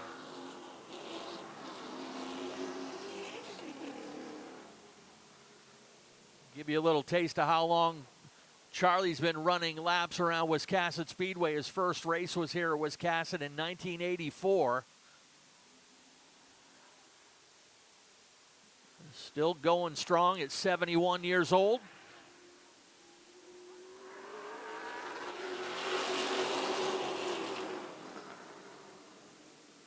shakes off the challenge from McCaig, and Matty Beers coming back to reclaim his second spot. McCaig may be hung out to dry on the outside. Hinckley coming up. McCaig definitely had a little bit better long run car, trying to get that thing back up to speed and fighting for that third place position with Nick Hinckley.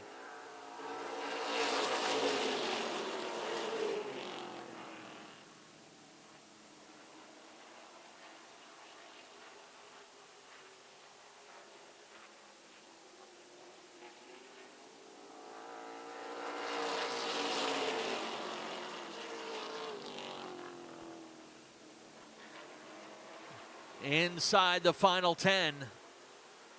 And a lot of racing going on back behind Matty Beers. Beers got sideways.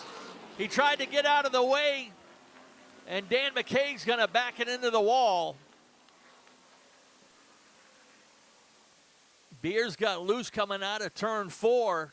Hinckley tried to squeeze underneath.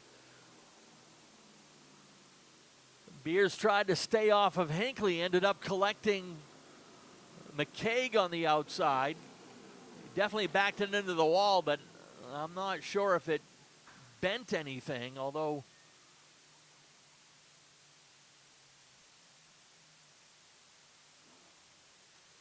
looks like he's driving away.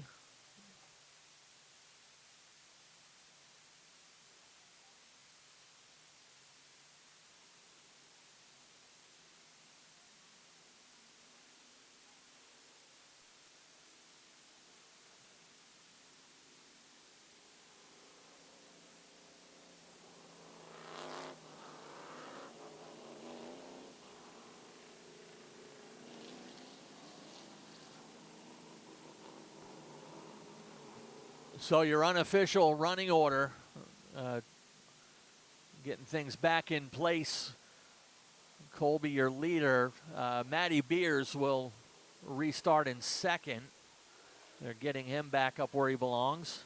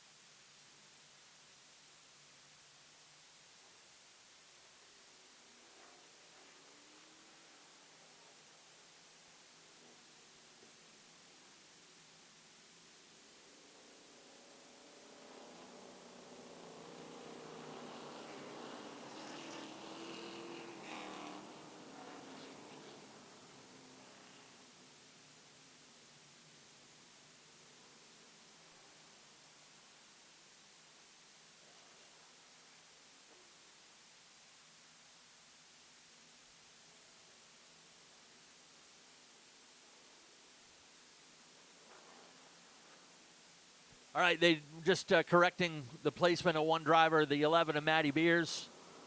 Now we're set to go. With 9 laps left to go.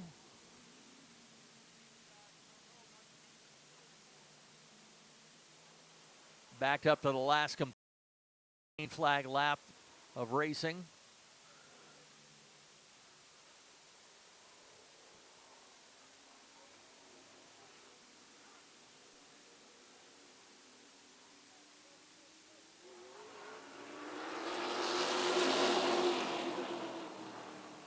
We are back and running, and Charlie Colby again strong on the start. Matty Beers, can he get down in front? Can't get down there. Here comes Hinckley. Jamie Wright clears himself down in front of Logan Melcher. And some pretty heavy contact there, but Melcher backed out of it to let him correct it.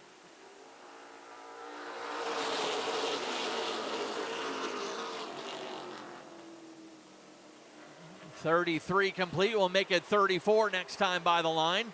Jamie Wright looking underneath the 11.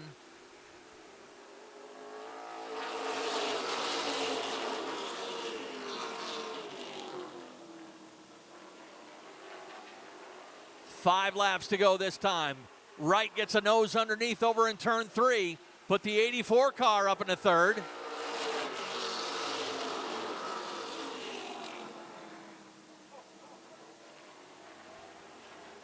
Kelly Moore heads down pit road, drops out early. And Nick Hinckley gets a peek on the low side. Hinckley trying to grab his 4th win of the season, 2nd in a row. But Colby not making it easy. Charlie hanging it out up on the high side. It's Colby at the line by 13 1/1000ths that time. And this time by 2 laps to go. Hinckley and Colby.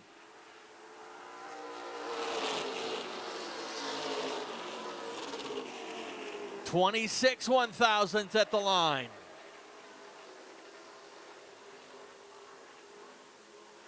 This time Hinckley gets the run. Colby gets it, pushes up out of turn 4.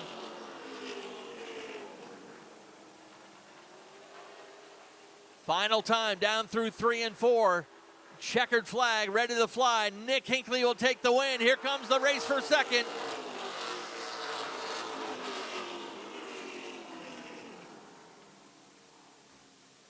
An entertaining finish to this one.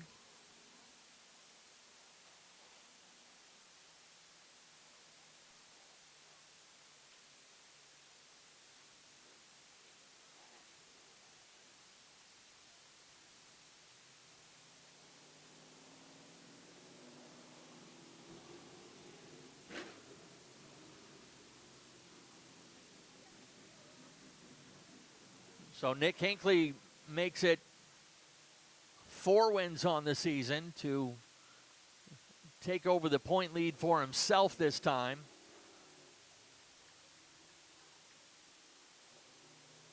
Colby finishes in 2nd. Jamie Wright 3rd.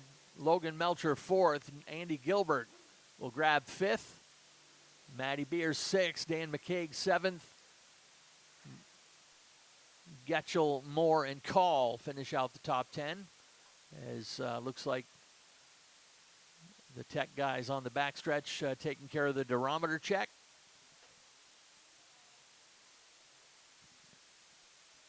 And they've got the big 50-50 spinny prize wheel ticket holder thingamajig down there. And our junior officials ready to hand out some hardware. If you would like your youngster to be our junior official, all you got to do is go visit Penny at the Kids Club table downstairs here at the Front Stretch building at the beginning of the day when they arrive and sign them up for some great weekly prizes and activities. We give away a kid's bike every week, and we choose a lucky young fan to be our junior official for the day and greet the drivers for the spotlight race and then hand out the hardware in Victory Lane.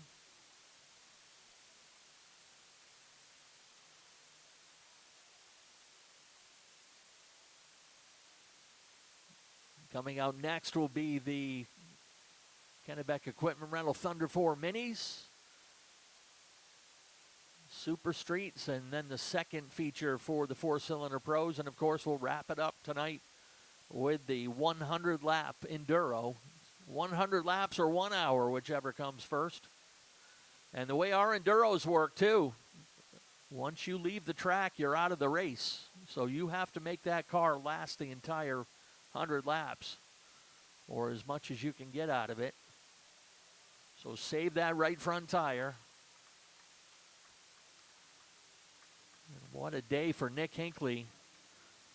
That was a hard-fought, well-earned victory, and Charlie Colby always there to make things tough and brings it home with his best finish of the season. Said Charlie now racing here at Wiscasset for the last 41 years. Good to have Jamie Wright back with us. He was here on the BIW Shipbuilder 100 and has been running the Granite State Pro Stock Series for a good portion of the season. And we know his dad, Kenny, has been fighting some health issues recently, and our thoughts and prayers are with Kenny, of course, the Hall of Famer. Go at it, Nick. Here he is, folks. Nick Hinckley, make some noise. He is on a roll this season. 4 feature wins, Nick. Sounds like a pretty good season to me. Yeah, man. Right from the beginning today, this thing was so good. So good. Did that whole double duty thing, and of course, being back-to-back, definitely got my workout in. Got to thank Doug Picard and Dwight Picard for giving me that chance, man. That thing is a lot of fun. Thought we had a little better car than where we finished, but the nose dam started coming off, so just tightened up. But with the pro stock thing, got to thank all my guys. Like I always say, the volunteer, man, come down to help me out. My father, my wife Ashton, both my boys, and Distance Racing for everything they do, and Ideal Portable Toilets, couldn't do that without them. All right, Nick Hinckley, ladies and gentlemen, overtakes Charlie Colby, who led the most laps.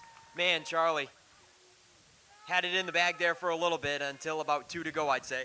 Yeah, I had a good car there, but whenever the people is doing something else to them tires, you know, we're doing all right. We got legal tires. I know some people that don't, so I feel like I'm a winner like that.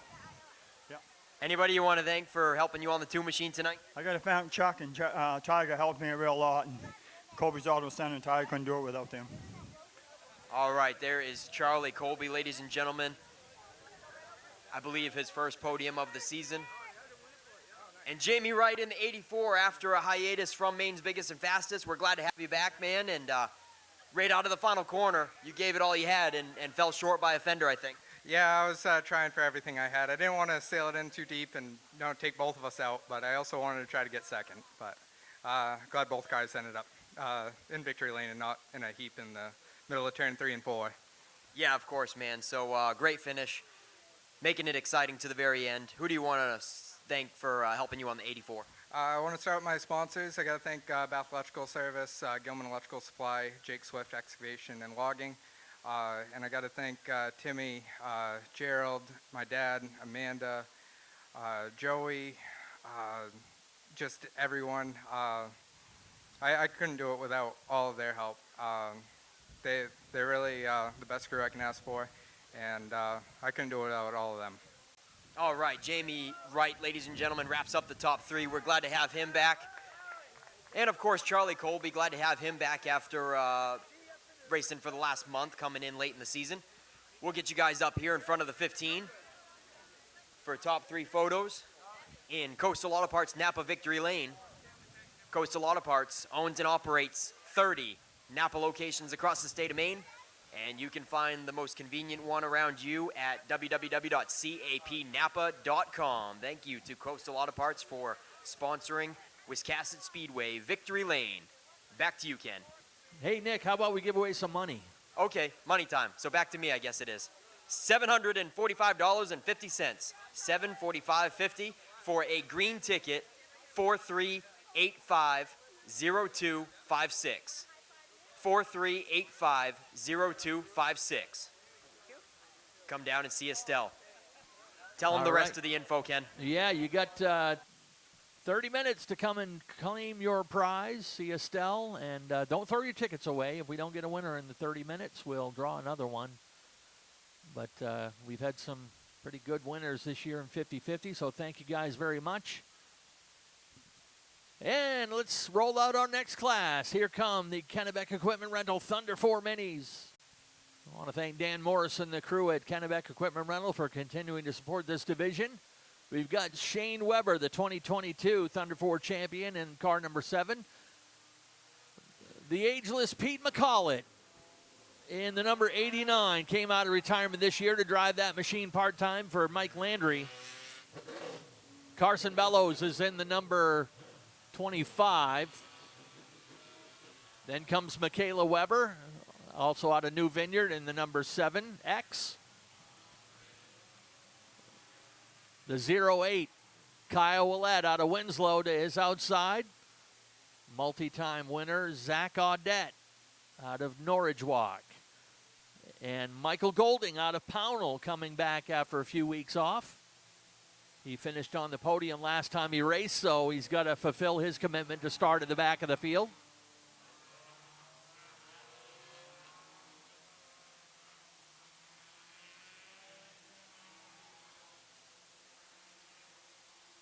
Zach Audette has been a 5-time winner this year. Shane Weber with a win. Kyle Willett with a pair of wins. Split between those 3 drivers. It's Weber and McCollett ready to get this one underway.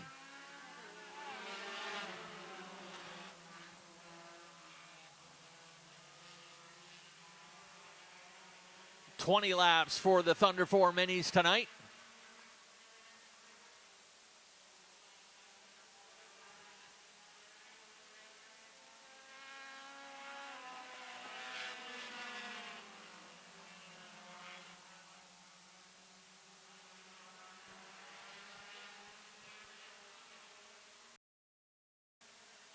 Shane Weber in the 7 with the lead. Pete McCollett keeping pace in the number 89.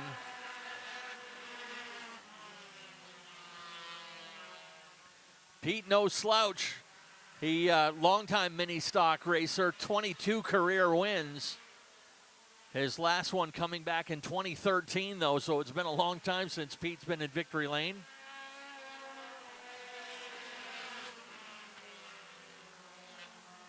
Actually, it's been 11 years since Pete has raced on this track, so always having fun and helping out other drivers when he can. Here comes Audette up the outside. McCollett's going to lean on him coming out of turn 4.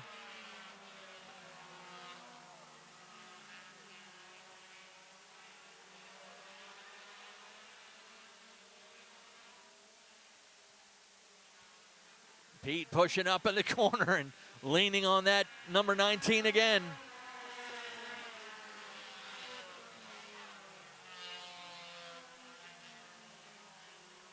Zach trying to cross him up and gets Pete up out of the groove.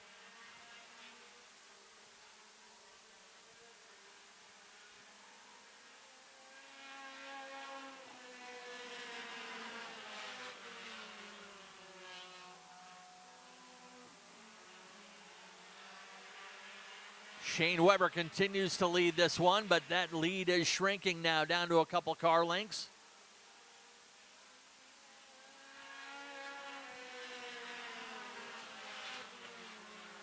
Whatever issues Zach had in the heat race seems to have been corrected as he's closing up now, jumping up on the outside of Shane Weber to go after the lead here on lap number 8.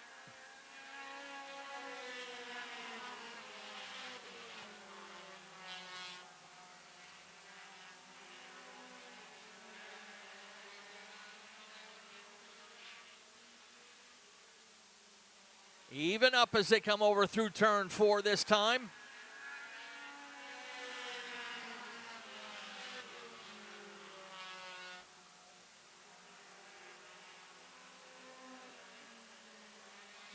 Chief scorer Chris White letting Dave Sturgis know we're halfway this time by the stripe.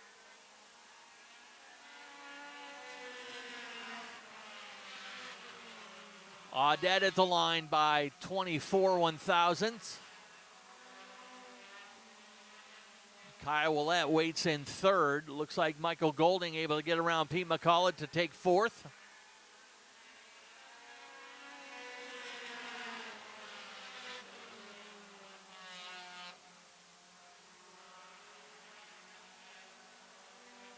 Things starting to close up. Michael Golding starting to come into the picture as well. Closes right up to the back end of the 7.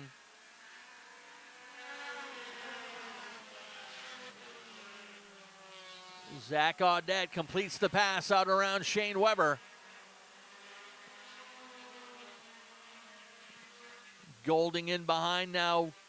Kyle Willett looks outside to grab 2nd. Can't quite do it. He's right out under the flag stand. Actually drops him back a place to 4th. As I said, it's been a few weeks since Michael Golding's been here racing, but picking right up here where he left off.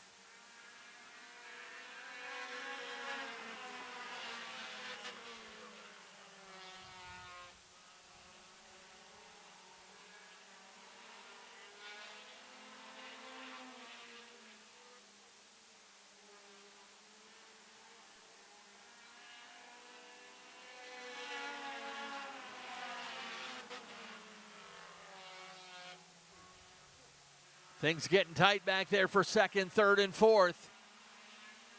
Weber and Willett. Kyle Willett, the grandson of Hall of Famer Norris Willett. Right out where he likes to be. Not uncommon to see that 08 car come right out under the flag stand. As Zach Audette leaves them behind in the closing laps to get things sorted out for second, third, and fourth.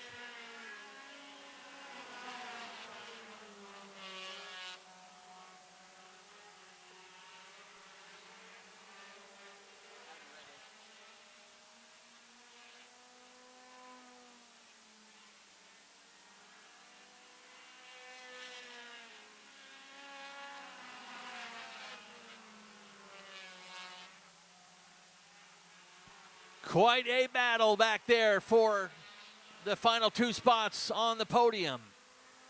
White flag is set to fly, and we got one more lap, 3/8 of a mile to get it sorted out.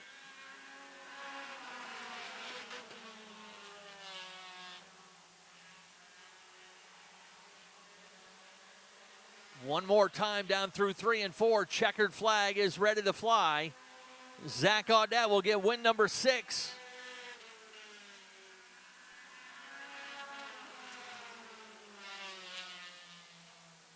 Audette with the win number 6 on the season. Kyle Willett second. Shane Weber was in the weeds the whole race and brings it home in third. Michael Golding fourth. Pete McCollett winds up fifth. As they make their way around to Coastal Auto Parts Victory Lane, I have got a long list of kids' backpack winners, so listen up. If you hear your name, go see Penny. Harmony Boyvin, Sarah Slavoy, Kaylin Downing, Anna Spoilata, or Spoilta, Violet Brook, Hunter Frost, Marley Maxwell, Jackson Mrazek, Sailoring Williams White, Gabriella Mullins, Cody Perry, Hayden Connor, Dorothy Thurlow, Lydia Harris, Katie Ball, Atreyu Simmons, Allie Farrington, Levi Wills, Kinsley Fortier, Trevor Huber, Tristan Blyer, Mariah Williams White, Jackson Miles, Bristol Hardy, Trooper Ring, Braden Mullins, Natalie Stewart, Kaylin Jezelkis,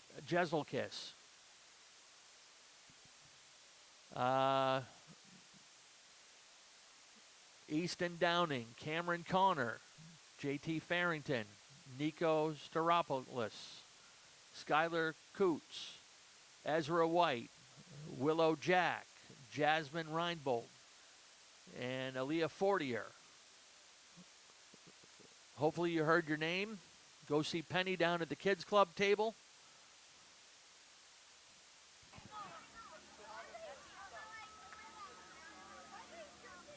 Yeah, you know, Ken, we did the backpacks with Group 2 last week. And now we might have a totally different audience, so we're giving away all kinds of backpacks, and we want to know what kids out there are excited for school to start. Make some noise. Hey, these guys are a little bit louder. How about the parents? What parents are excited for school to start? Zach, you got any kids going back to school? Yes, actually, I have a 11-year-old daughter that's going back to school. Hey, on to your Thunder 4 feature win here, you know, back at the topic at hand. Seemed like in the heat and the feature, things were a little bit more challenging today. Everybody looked pretty tight and competitive. Well, yeah. I don't know what the 89 was trying to accomplish, but he's getting around to me dirty, so it is what it is. I mean, it's racing. I'm glad to see Kyle doing good, and congrats to Shane. We had a good race, so see you in a couple weeks. All right, thank you, Zach. And yeah, Kyle Willett just cracked into the runner-up position with a couple laps to go. Kyle, it looked like you had to be slow and patient in the top groove as well. Yes, I had a lot of car, but not enough time left. So it is. I'm happy for second. I hope we put on a good show. It felt like a good show. So thanks everybody for showing up, and thanks for everybody on the car and my family and my gramps, and thanks everybody. Yeah, it was a great race there for second and third. You guys had quite a tight cluster going there. So Shane Weber led a lot of laps, held down second for a lot of laps, but falls short with 2 laps to go. Well, that's what you're going to get out of a stock road piece. Well, and then I was about as clean as I could be with him after he bulldozed me out around the corner about a month ago for no reason on a flat tire. He drove around me in the first race on 4 good ones. He couldn't do it in the 3. I should have done better, but anyway. It is what it is. We had a fun race. Old tires from back in, I don't know, since we started racing beginning of April. I ain't bought none since, so we're on old junk. All right, man. Any sponsors you want to thank on the Celica? Village Market, WTF Construction. I got a few oddballs that throwing me money that they're not on the car. They're just private stuff, so I can't thank everybody enough that does throw down. I have a lot of people help me out with the pro stock, so we're trying different things. We'll just go in different directions. All right, Shane Weber, folks, wraps up your top 3. We'll get you up here for a top 3 photo in Coastal Auto Parts, Napa, Victory Lane. Back up to you, Mr. Minot. It's time for the gospel.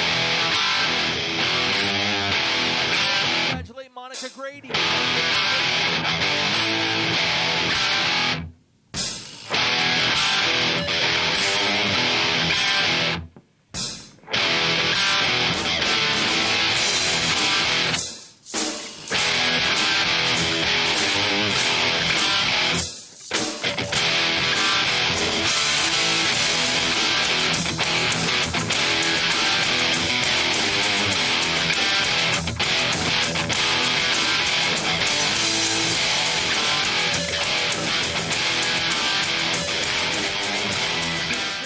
Go their regular 30-lap distance tonight. We've got Caleb Emerson Maines out of Richmond on the point in the number 9.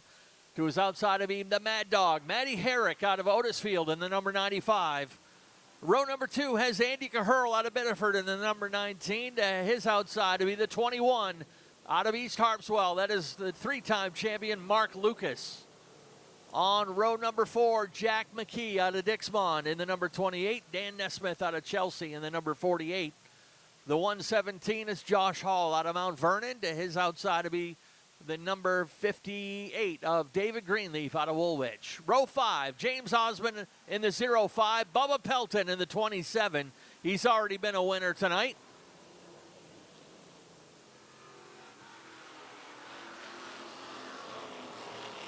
The 54 is your division point leader. That is Noah Haggett. The 11S, Kevin Sherman. The 43, Dan McCaig Jr., and Bill Harnish in the 23. Shotgun on the field, ready to go. Pace car will turn in. Emerson Maines and Matty Herrick get it going.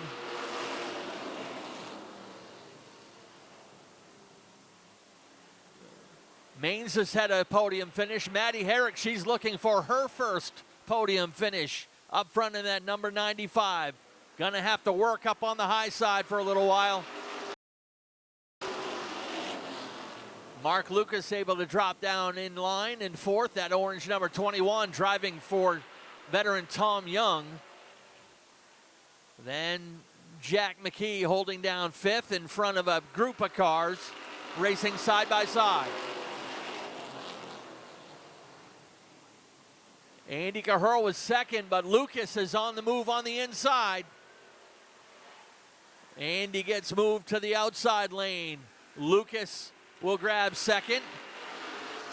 Matty Herrick follows into 3rd. Dropped out of the top 3 for a moment, now back in. Caherl and McKee side by side now for 4th and 5th.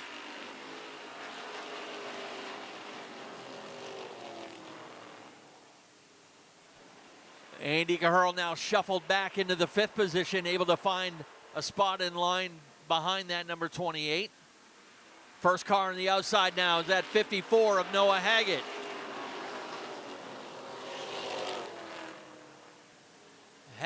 Trouble for Lucas, and it's stacking up some traffic. Andy Caherl drove over something, and something broke on the 19. And that is what can happen when a car up in the lead group shuts down unexpectedly.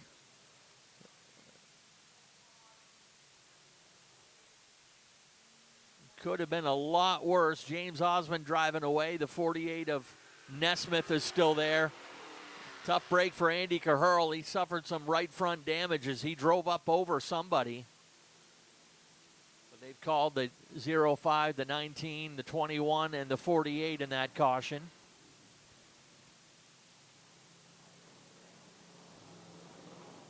I don't know if the car just shut down on him. There was no smoke or anything. Didn't look like anything broke, but he was sitting there. He tried to stay in the middle to let guys go around either side, but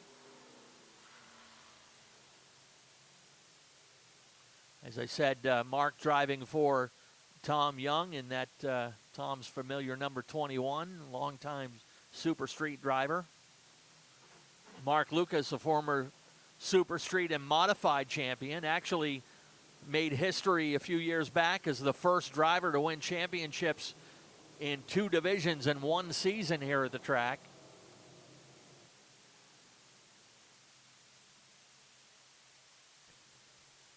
The other 2 to do that since have been Dan McCaig Jr., who did it last year, and of course the historic 3-season swing that Josh St. Clair had, winning 3 titles 1 year and then 2 more titles the following year.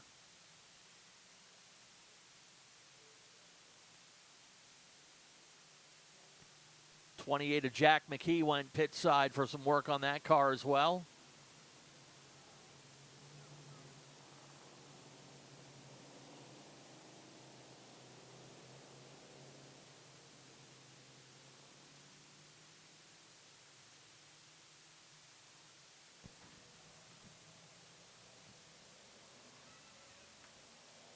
Hey guys, we want to thank Hank and Linda Hansen from Danville, Virginia, for traveling 16 hours just to be here at Maine's Biggest and Fastest. Thank you, Hank and Linda, for being here.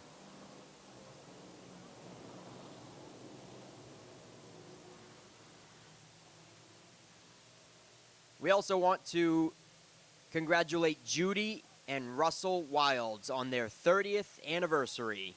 Congratulations, Judy and Russell.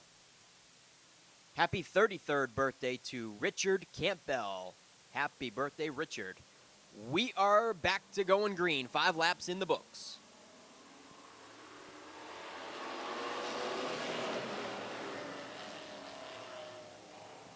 "25 laps to go. Caleb Emerson Maines still holding off any charge that comes at him, whether it be the heat and the feature. He led it wire to wire in the heat race in that number 9, and has since led all first 6 circuits in this feature. But Noah Haggett breaks free from the clutches of Matty Herrick, and now he's going to give chase to the 9 car.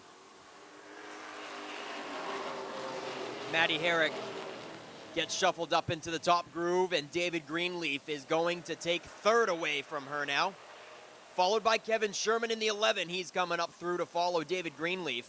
We're side by side for the top spot. Noah Haggett in the 2nd groove in that 54. Has a fender up on Emerson Maines. Not quite clear yet. You better stay up there for now, Noah. Into turn 3. Out of turn 4. Haggett is squeezing him down. Still not quite clear enough in 1. Emerson Maines is keeping a nose in there for now. Noah Haggett slow and steady, and he's going to clear into 3. Give that lead to Noah Haggett by himself now. Emerson Maines loses ground on the 54 and now might fall victim to Greenleaf and Sherman. They're side by side in the rearview mirror for 3rd and 4th. Caleb Emerson Maines has got some hungry competitors hot on his heels. Here comes that 3-time 2025 Super Street feature winner, the 43, the naughty 43, that is. Dan McCaig Jr. is into the mix, now in the top 5. Haggett pulling away. And Speedleaf in the 58 is finding a little bit of speed in the top side, putting a fender on that right rear quarter of Caleb Emerson Maines. Maines rides up out of 4. He's making that car as wide as he can. Didn't give a whole lot of room to Greenleaf out of turn 4 that time, and so he reclaims second all to himself for the moment. Sherman and Greenleaf still battle for third.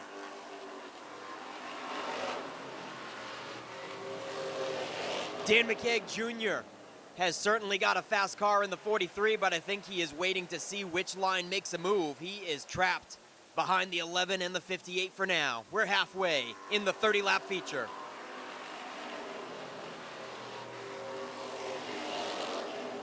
"15 laps to go." Haggett is checking out in a different area code, loving all of the competitiveness that is half a straightaway behind.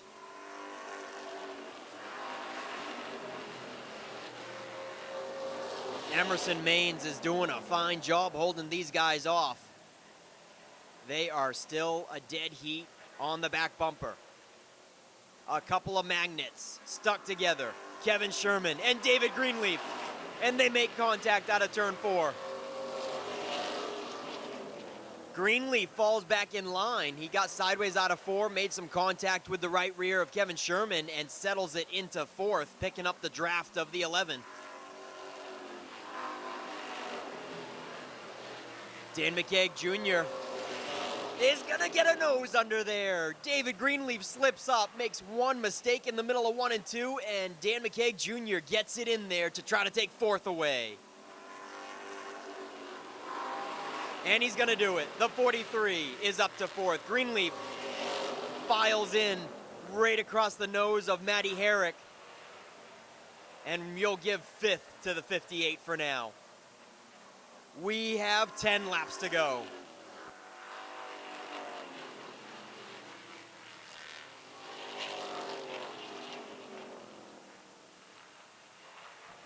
Half straightaway cushion for your point leader, Noah Haggett, trying to build on that lead tonight.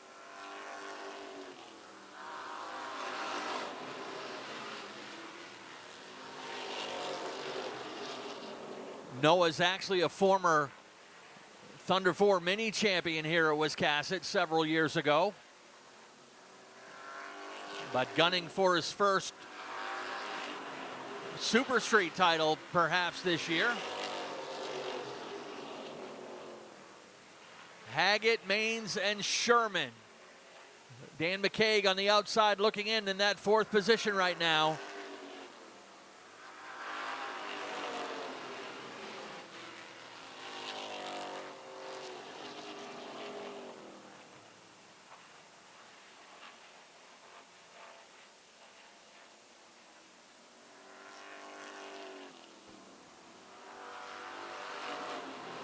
There is a train behind that 9 of Caleb Emerson Maines, and time is fleeting as the 43 of McKeag took a look to the outside but settled it back into 4th.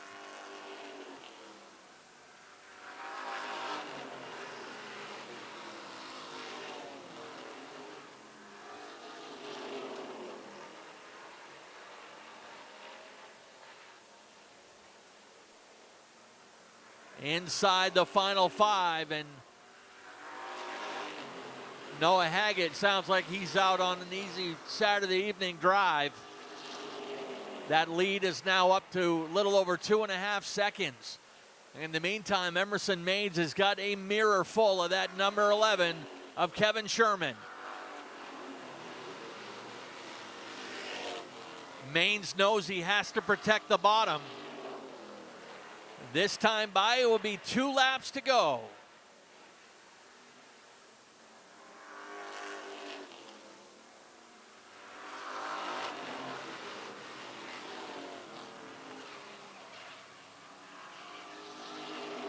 Jack McKee nearly spun out, which would have definitely made things interesting on the final couple laps.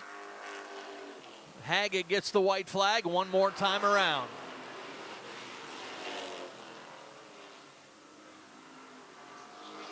James Osmond setting up on the high side. Time's running out, though. Noah Haggett will take the win. And a great run from Caleb Emerson Maines to bring it home in second. Maines started on the point. Lost the lead to Haggett on that restart, but then holds on for an impressive second place finish, his best career finish here in the Super Streets. Kevin Sherman stacking up podium finishes as well. Sherman coming into the weekend 5th in points, but things are really tight from the 3rd place down.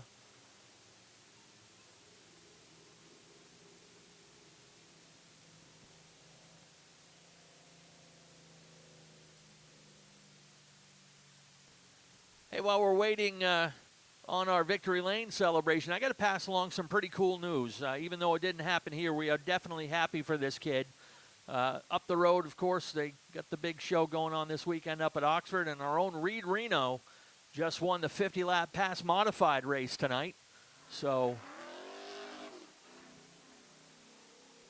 and from the looks of it, won it in pretty convincing fashion by 3.17. So a dominant win for that young man. He is a 2-time winner here this season with the TNL Automotive Modifieds. 4th generation of the Reno family to race here. His dad, Nick Reno, a champion. His grandfather, Steve Reno, a champion. And his great-grandfather, Lawrence Reno, a champion and Hall of Famer.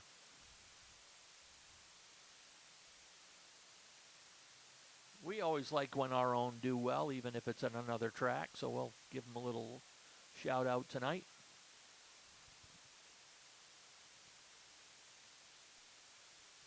One more feature to go. It's feature number 2 for the 4-cylinder pros. They're going to go 20 laps on their second race. A little attrition in that first one, so we'll put them at 20 laps for their second race. And then we will have our Enduro to finish out the show tonight. Things with the sun down, getting a little bit chilly. Robin can set you up down there in the souvenir booth. She's got some Wisconsin Speedway hoodies and sweatshirts. Got some hats down there as well, and even some blankets. So if you're sticking around and enjoying the show but getting a little bit chilly, then go see Robin at the souvenir booth. And I believe you can check out she might even have on display the Boss Hog t-shirts that are going on sale next weekend. Noah Haggett climbs out for win number 2 on the season. Noah Haggett, nice run. I dare say, was that the easiest Super Street win you've ever had? Yeah, probably. I don't know what changed with this, but it's just been unbelievable the past few weeks. We really didn't do anything. I don't know what changed, but it's just made the right adjustments, I guess, every week. Yeah, there was a lot of jocking and jiving for second place behind you that was definitely aiding you as well. Yeah, I got kind of lucky with that wreck, and I just set to the outside at the right time and got around it all, and then ended up in 3rd pretty early, so that definitely helped. And then, yeah, the car was really good. Who do you want to thank for supporting the 54 car? I just got to thank all my sponsors, K&A Property Services, Laid Back Lumber, Red's Eats, Kelly Bros, Ace Well Service, Ideal Portable Toilets, James Osmond, Tom Cost, Emma Sweets, Coastal Go Aesthetics, Coastal Automotive and Welding, my Uncle Greg, my dad, Max, everyone who's helped me. I can't thank them enough. Nice run for Noah Haggett, ladies and gentlemen. And nice run for this guy. Caleb Emerson Maines gets his career best Super Street finish. And you looked like you had your hands full more than anybody out there, Caleb, just fending him off like Jack Sparrow running away from the army behind him. Yeah, it was the car is better, but it's still just not quite what we want. Hats off to Noah. He's been great all year. Always races really clean, so happy for him. Thanks for Kevin, too. He ran me really clean, real patient with me. So I got to thank all the sponsors, John Thurlow Inc., CZ Plumbing, NATO's Reno, Hardscaping. Todd has been tremendous support this year. Ben Bailey Excavation, Portland Plastic Pipe, Yankee Yardworks, Emerson's Garage, always getting this thing ready to go. Zach and Jonathan made this thing really good today. Big shout out to my baby girl Ren here with my wife. Everybody else in the pit that's helping out, getting this thing better. Seth, Dylan, my dad, Irvy. Yeah, it was a decent run. Thank you. That was a great day all around. Heat race win and second in the feature. Nice job to Caleb. And Kevin Sherman. He said you ran him clean. He appreciated everything you did to run him. You guys did make some contact, and you let him gather it back up, didn't you? Absolutely. I wouldn't take him out. I wouldn't take anybody out on purpose. Running hard is part of this game, and he's a great wheelman, and we just locked in and tried to get to the front, and there we were. I don't know. Well, yeah, you were boxed in for quite a while for most of it. I mean, there was always somebody on the high side of you and then him in front of you. So looked like a wild, exciting, hands-full race out there. Who do you want to thank for helping you on the 11?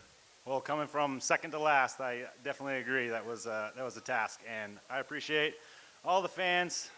Richard and Vanessa, you, Nick, and Norm's Used Cars in Wiscasset. We run this car 3 years. It's been a great car for us. Real touchy. But, without that help, and Bearded Builders helps us with some tire sponsors, and my family is just priceless. All right, Kevin Sherman, ladies and gentlemen, gets another top 3 for the season. And we'll get you guys up here in front of the 54 for a top 3 photo in Coastal Auto Parts Napa Victory Lane. One more time for the Super Streets, brought to you by Goslin Insurance Company. Back up to you, Ken Minot. All right, thank you, Nick. One more feature before Enduro time. Here come the four-cylinder pros once again.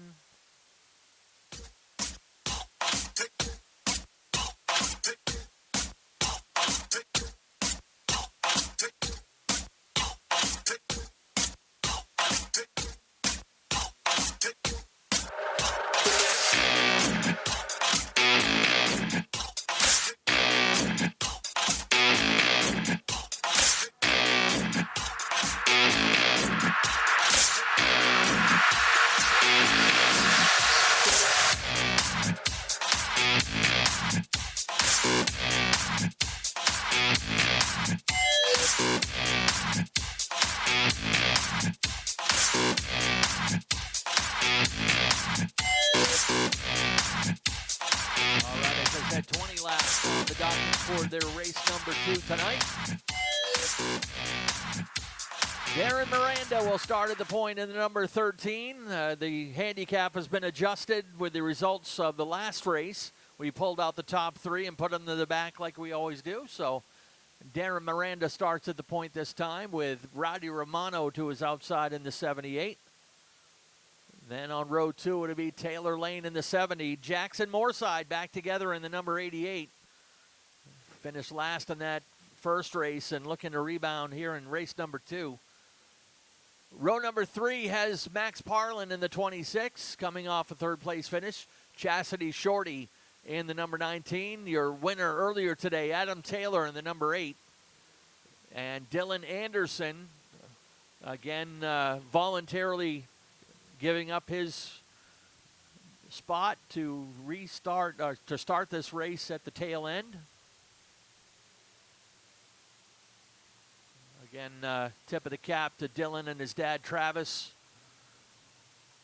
for showing a little sportsmanship and carefully working on getting Dylan faster and faster each week. Just keep the car in one piece, stay out of trouble, and good things happen.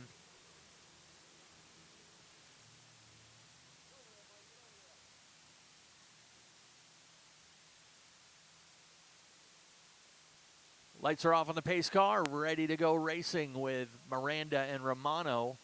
As I said, Darren joining us from LST Motorsports Park after running Champ Karts last year. Rowdy Romano as well ran karts up the road. His dad, Brady, runs in the Strictly Streets. Exact same color and number on his car.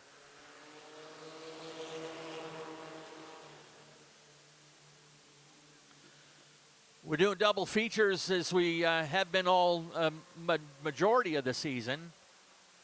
With all the rainouts we had earlier in the year, throwing in some double features to make up some of those races.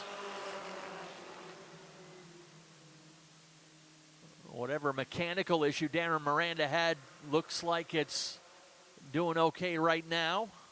It led some laps in the early going of the last race.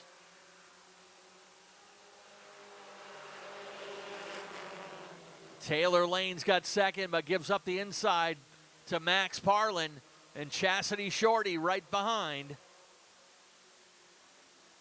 Max has got a win. Chastity 3 wins, which is tops in the class.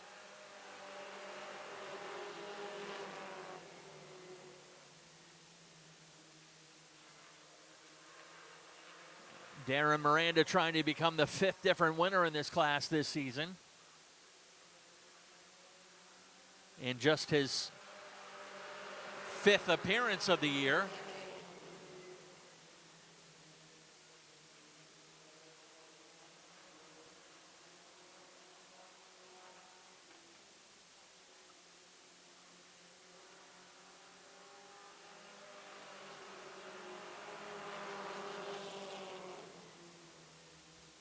Chastity Shorty off the pace and heading down pit road. Problems for the 19. She closed up the point lead going into this race, and now Jackson Moorside is the one that's going to pay dividends.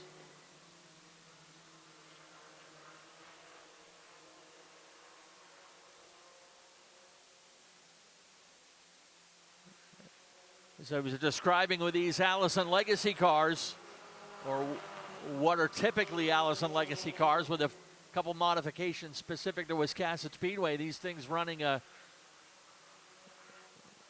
little Mazda truck engine with turns about 110 horsepower.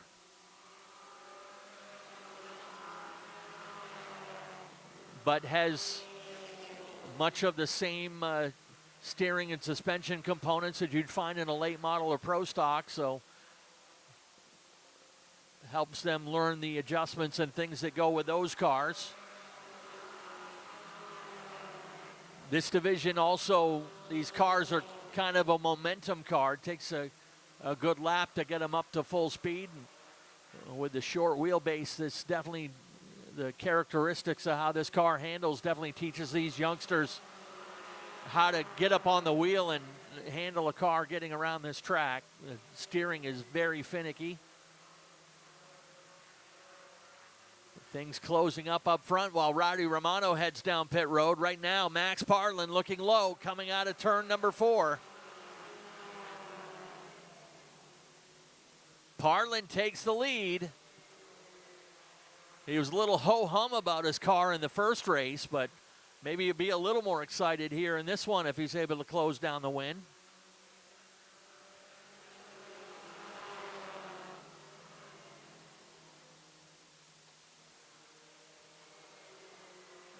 Max got his first career win last year to become the 2nd youngest driver in this track's history with a feature win.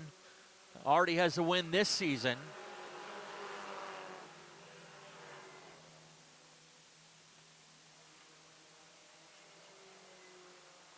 Max's dad, some folks may remember Jerry Parlin running mini stocks here at Wiscasset back in the early 90s. Jerry was a 2-time champion in the mini stocks. 5 laps to go when they come around to the stripe this time.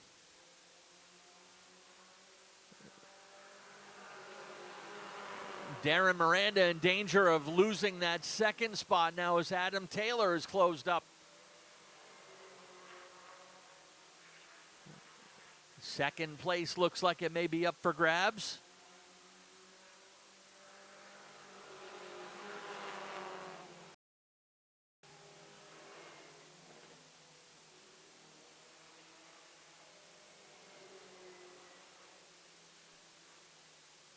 Max got his first win this year back on May 31st.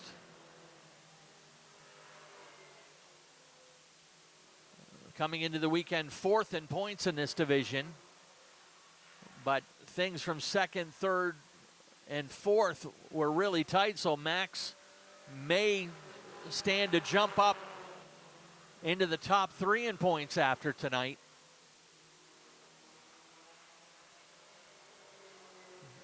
Adam Taylor getting on the low side of Darren Miranda as they hustle through turn 4.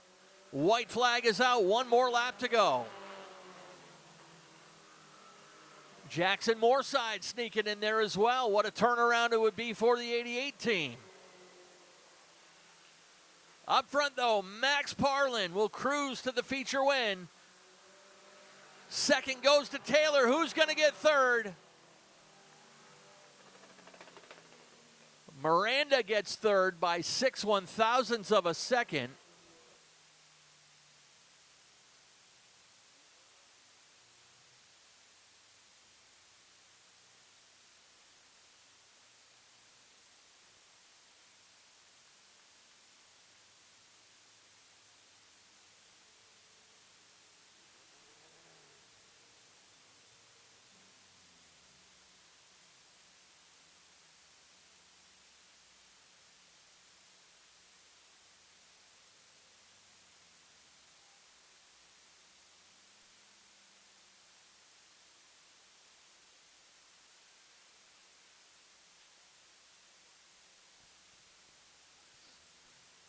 All right, Max Parlin will parade the checkers around.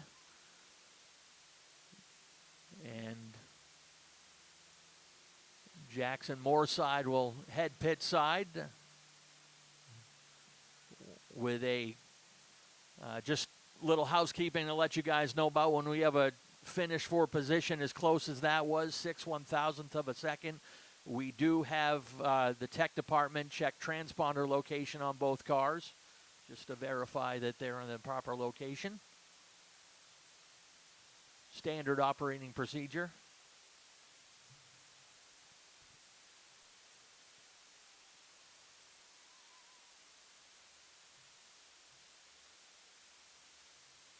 Yeah, like we were saying, Max was a little ho-hum with his finish there in third in the first race. Hopefully shows a little more excitement this time.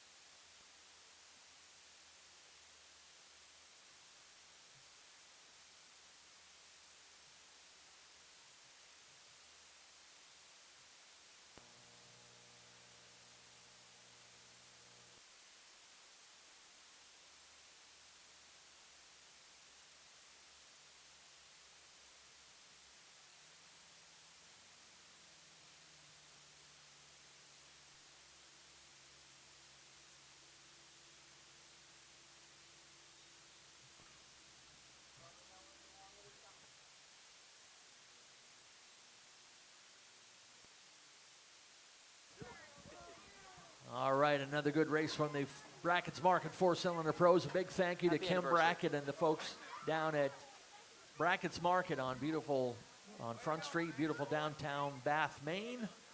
Your local hometown proud IGA food store. All the great things they do down there. Let's send things down to Nick in Victory Lane. Make some noise for Frank as he climbs out of the winning number 26 ride. Max Parlin. Thought that third place finish was all you had in that first one, and I asked you if there was any little tweaks you could do to the car, and you didn't think so. Did you guys do anything to get it going? And she looked like it was on rails in the second feature. Yeah, not really.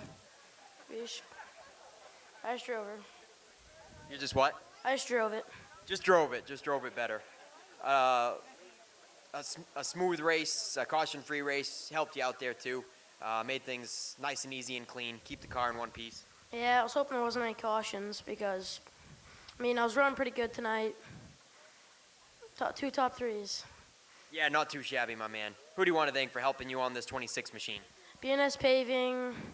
I got Bad Boy Buggies, Cleanup Group, NC Hunt, Pistol Pete, Bunker Hill,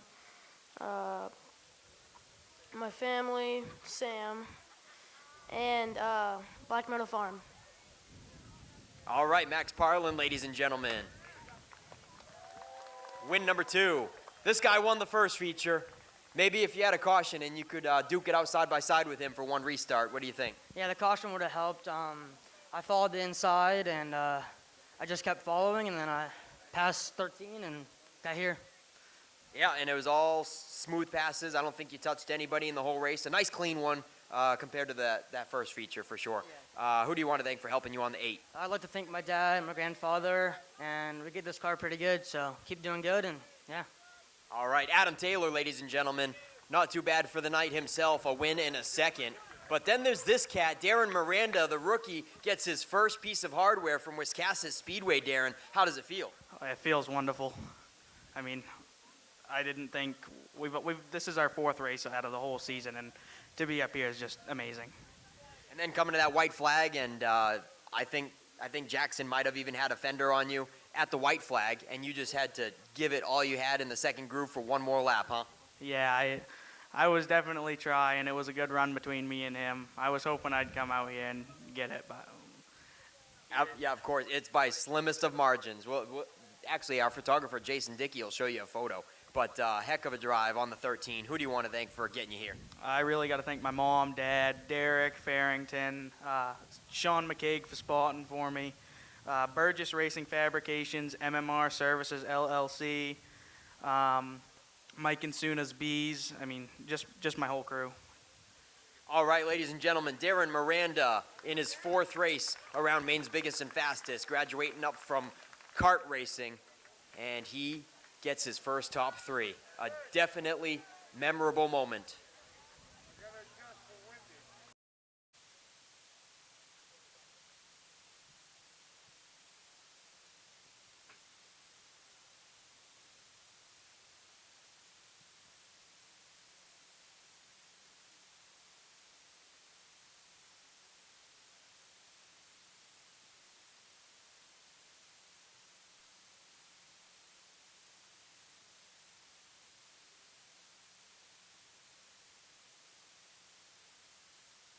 Got a couple more coming, and as I said, we need some crowd participation tonight, as we usually do with our Enduros.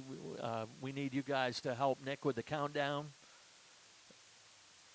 and this is going to be complete chaos. You got some more stuff to read over there, buddy? I do, Ken. Just real quick, so we don't forget them. We got to wish a happy 11th birthday to J.T. Farrington.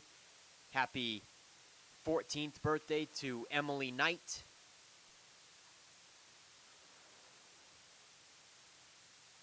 And also happy birthdays to Amy Lacavera and Mandy Freeman. Happy birthday to Amy Lacavera and Mandy Freeman.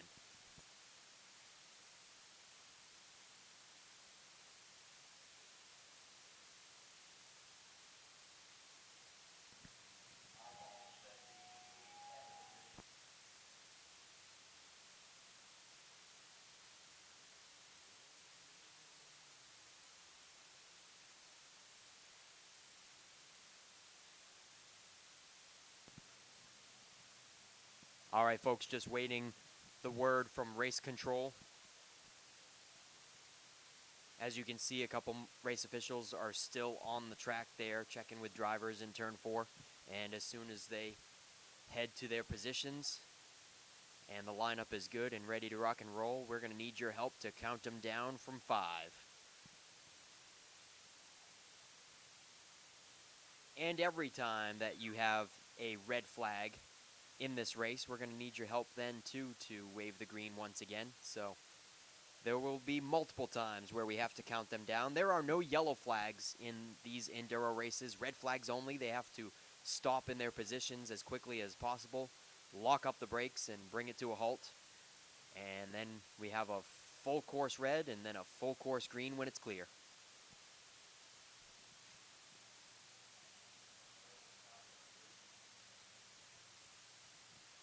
$39 cars. Man, really wanted to hit that 40 car mark, but one short. We'll have a good time either way. We are ready to rock and roll, folks, so help me count them down from 5, 4, 3, 2, 1. Green, green, green. Enduro 100, number 2 of 2025 is underway. Jasper Barber is in that 05. That's Jasper Barber in the 05, the current leader, but this is all a mixed bag of starting positions that we have no idea who the fast cars are and who the slow ones. It's a 1 in 39 chance that Jasper is going to hold on to that lead position for long. Oh, we got one into the wall at the top of turn 2. We got a red car up there into the wall at the top of 2. Evidently didn't hit the wall quite hard enough. And there it is. There's that red flag. Well, look at that, folks. I told you I was going to need more help throughout the race, and we only completed 2 laps before we see the first red. There was a red car that hit the wall at the top of turn 2. It wasn't a crazy hard hit. I'd imagine he's okay, but the track turns into a conveyor belt rather quickly and makes it very hard for him to back it back up and file back in line with cars coming at him nonstop.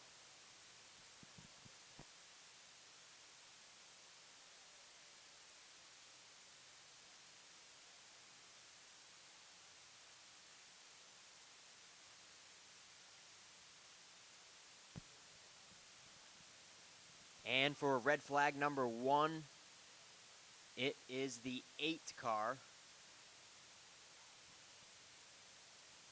Jeff Willett in the 8. He is okay.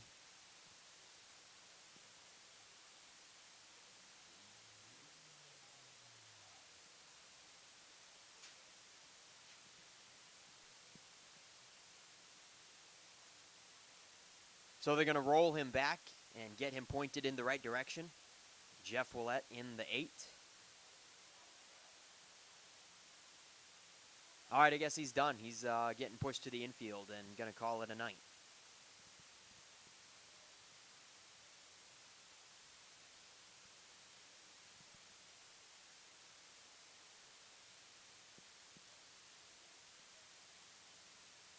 Jasper Barber in the 05 led the first couple circuits. But, you know, a pole starting position certainly helps. This is all a mixed bag of starting spots. I believe it is first come, first serve. Don't quote me on that, but I think that's how it goes. The earlier you get here, the farther you start up front. So it definitely doesn't mean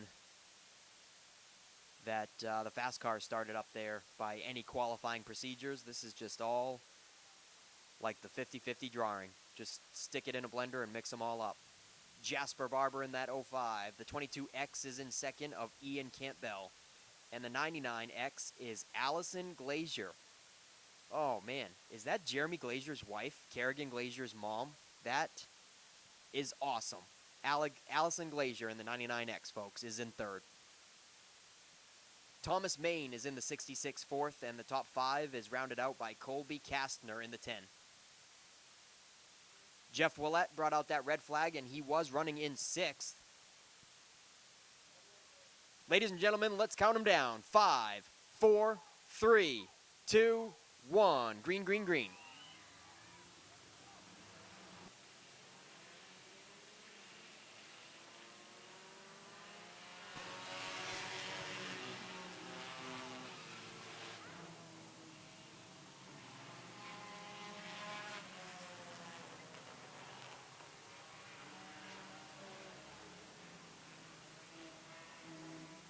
'05 still leads, followed by the 22X and the 99 Allison.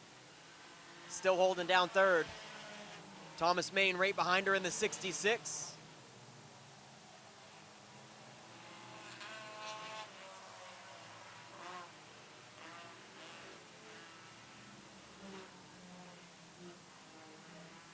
'66 in 4th and the 10 in 5th. Colby Kastner.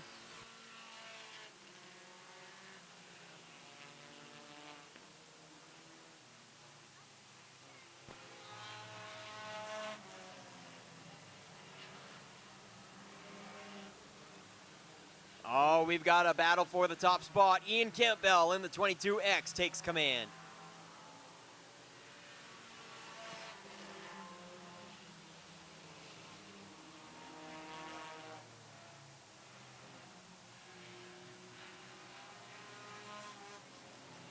Here he is on the front side. The 22X is your new leader. Allison Glazier still holding down third, and I have to make a correction there. That is Kerrigan Glazier's older sister, not Kerrigan Glazier's mom. That is her older sister in third in the 99. Thomas Main and Colby Kastner in the 10 still make up your top 5.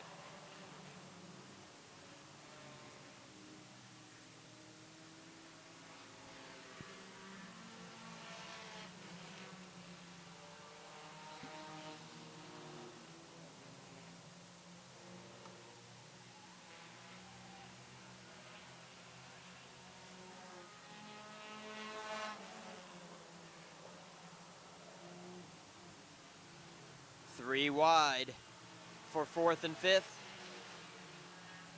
Your 4th and 5th place cars are deep and mired in lap traffic, having a slice and dice. Oh, 4 wide for the 66. And he gets into it. The 66 was in 4th, folks, and he wrecks at the top of turn 3. Thomas Main in the 66 gets taken out of 4th spot, trying to go 4 wide through the lappers.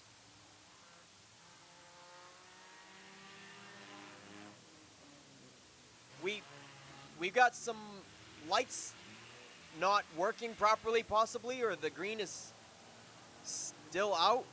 Man, did the red flicker for a second? So many cars stopped. We're still green.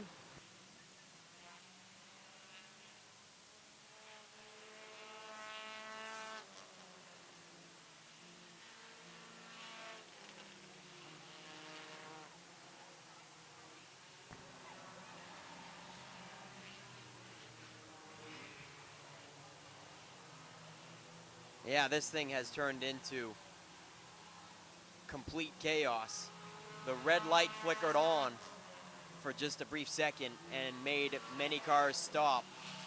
And then the green came back on, and half the drivers caught it, half of them didn't. So certainly shook things up there.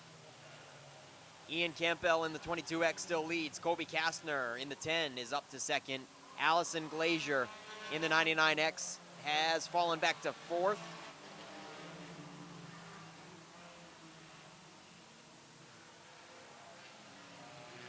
Jasper Barber in the 05 is your new 3rd place car.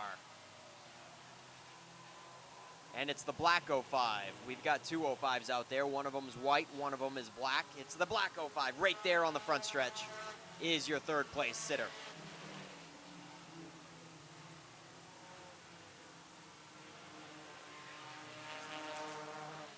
Craig Audette in the 3 is in the top 5 now. Let's look for that number 3 car. Right there, it looks like Dale Earnhardt, folks. That is your top 5. Craig Audette.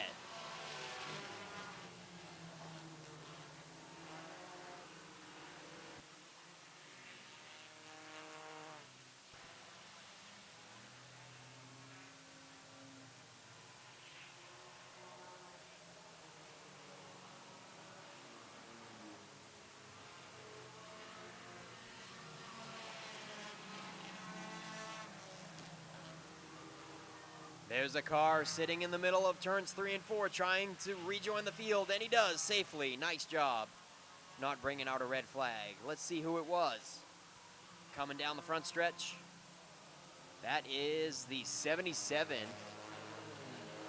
Lucas Bickford, now in 23rd spot.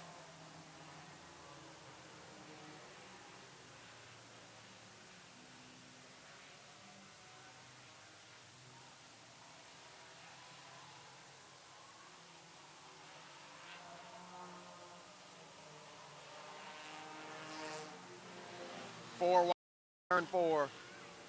The 10 is right in the middle of it. He was in the top 3, in the top 5 for a majority of the first 10 laps or so, but that's Colby Kastner, who's back to 9th now in the 10. Nate Haley is in the 4 in the 9th position. Right there at the line, that's the number 4, taking 7th place away. He's picking him off. The 4 Crown Victoria of Nate Haley up to 7th. Craig Audette in the 3 goes back to 8th.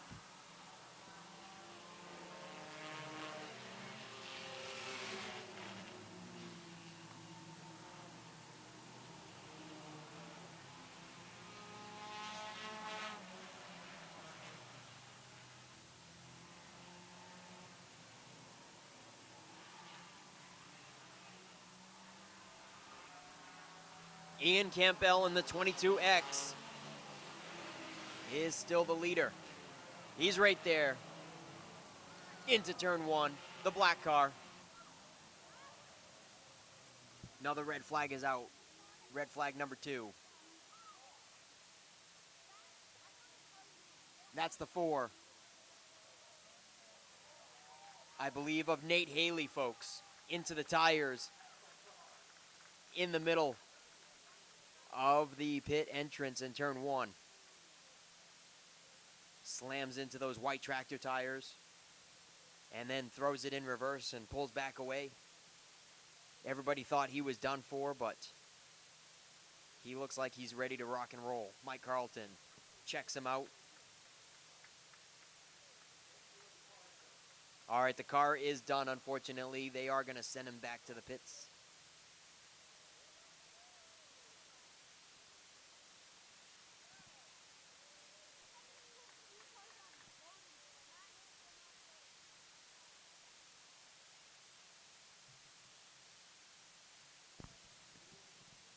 All right, so word was that his car was leaking all kinds of fluids, obviously knocking out the radiator there, so we can't have him continue to race with fluid running all over the place. We're ready to go, folks, from 5, 4, 3, 2, 1. Green, green, green.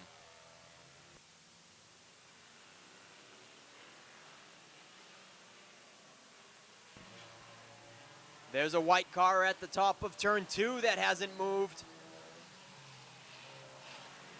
Might have to bring out another red if he doesn't move. There is a sitting duck in turn 2. We got to bring out the red, folks. That car did not get going after the green. And we cannot have, oh, we got a tire that is running away from its owner-operator over there. Just in time for the red flag. The tire, it's got its own transponder, folks. He wants to win the race.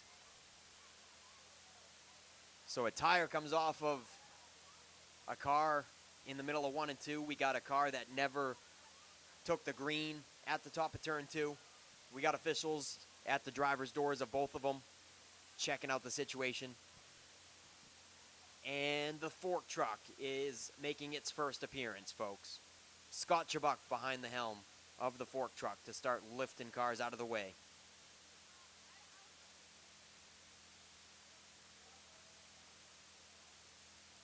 We're past 1/5 of the way through the race, 22 laps into the 100-lapper.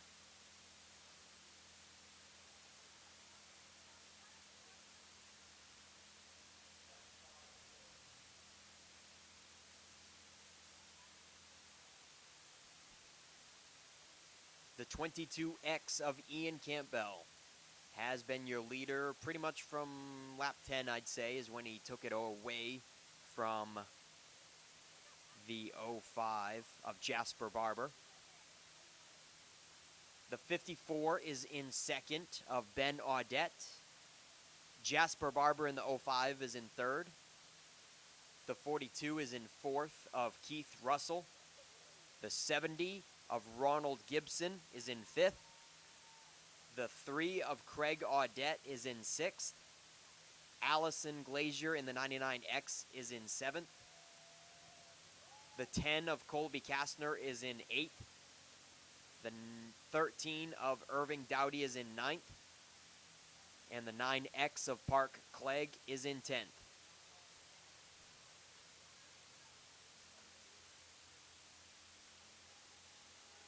Look at that fork truck. Just doesn't waste any time plucking them out of the racing line.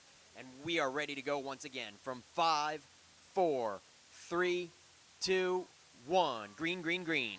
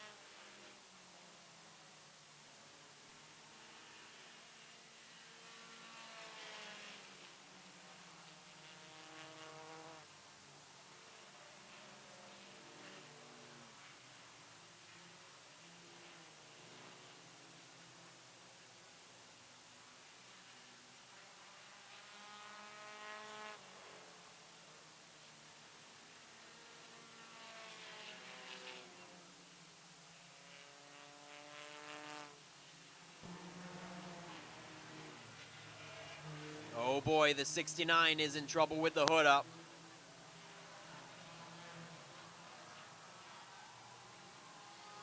He's still looking underneath it. Looking through that hood.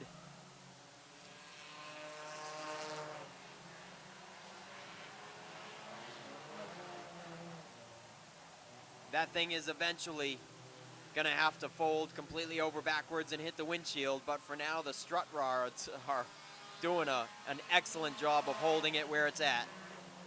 Who's that 69? Actually, I don't believe we have a name on it. That is the only car on the track that we do not have a registration name. The 69 with the hood up, still out there rocking and rolling.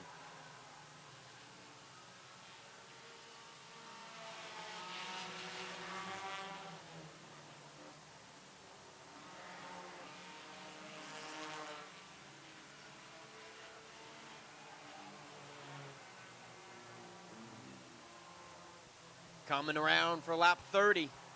70 laps to go in just a moment. Ian Campbell in the 22X still leads. Right there at the line. That's your leader in the 22X.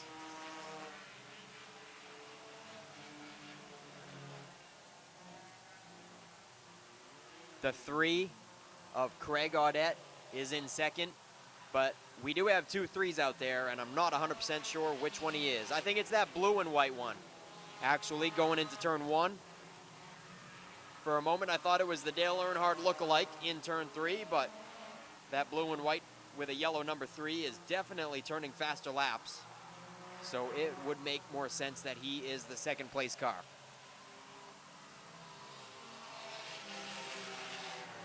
And yes, it is confirmed. The blue and white number 3 is your second place car of Craig Audette. Keith Russell in the 42. That is the Firebird or Camaro. That's a Camaro. That's a Catfish Camaro, folks. In the 42. That's your third place car. Nope, he's in second now, folks. Keith Russell has passed Craig Audette for second place. 22X, though, is your leader, way out of sight. Ian Campbell, we got a hard hit. The Dale Earnhardt number 3 has taken multiple hits. One into the wall, and then a car clobbers him. I think that was your second place car of Keith Russell that came by and T-boned him. Hard hit for the Catfish Camaro and the number 3. Gavin Kastner, I believe, in the black number 3 that hit the wall, and then Keith Russell hit him running in second place. We got race officials at the driver's door of both drivers. Hard hit for the number 3 of Gavin Kastner. We're certainly checking on him.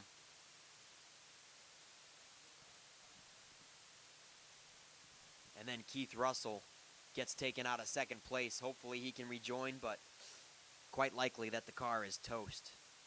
He just took second place away from Craig Audette in the blue number 3.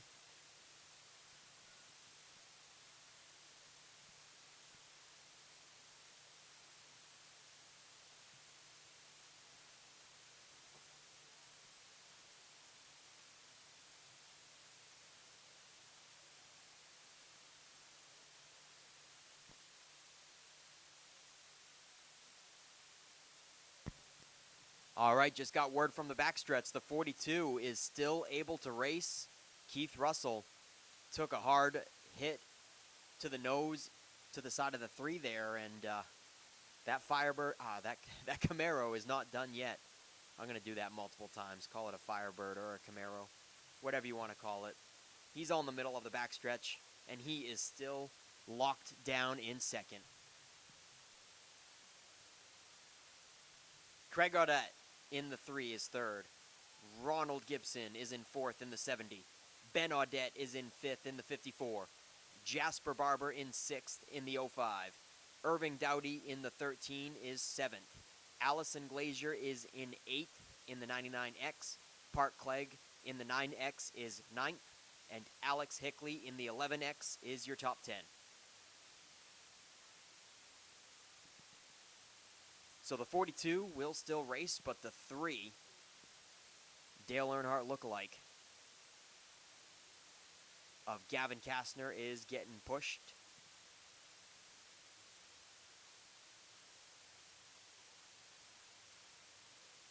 I don't think he's going where they want him to go. I think he's trying to get back to the pits, and they just want him to go right to the infield and park it.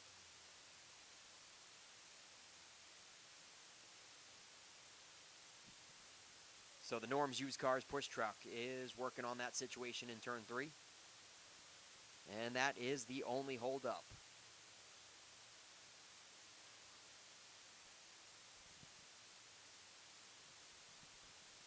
All right, just outside the is the 22 of Edward Iluma. Aiden Foley is in 12th. Anderson Willie is in 13th. Joseph Seidlinger is 14th. Gage Creamer is in 15th.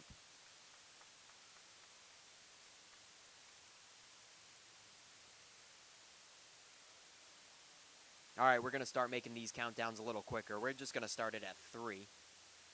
I'll let you know when.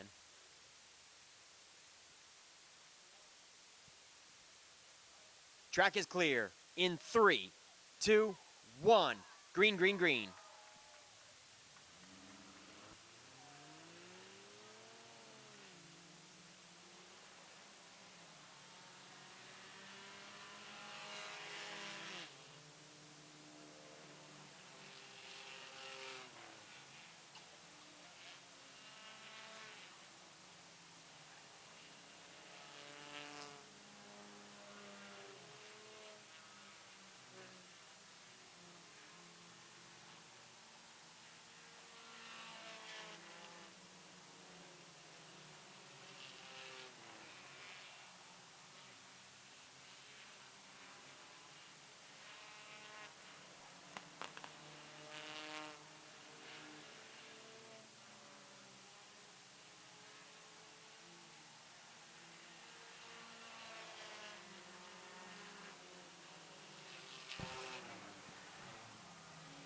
.22X of Ian Campbell is working on being the only car on the lead lap, folks.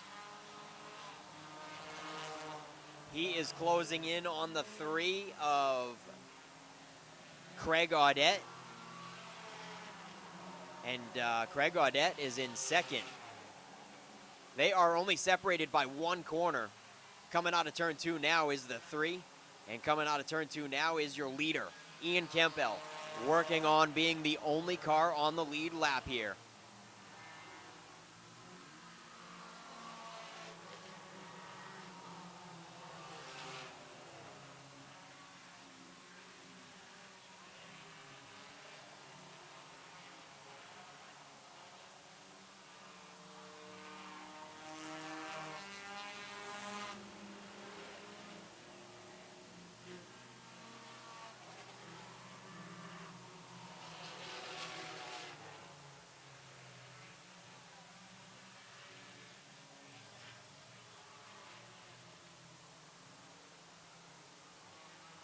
.60 laps to go. And we only have 2 cars on the lead lap. Nope, make that 3. The 70 is working on Craig Audette. The 70 is to his inside. That's Ronald Gibson, your 3rd place car. Your top 3 is in the same corner. But the one running behind the top 2 is about to put them a lap down and try to take the lead lap all to himself in that 22X, Ian Campbell. He has caught them with the 3rd place car, the 70 of Ronald Gibson, right in front of him.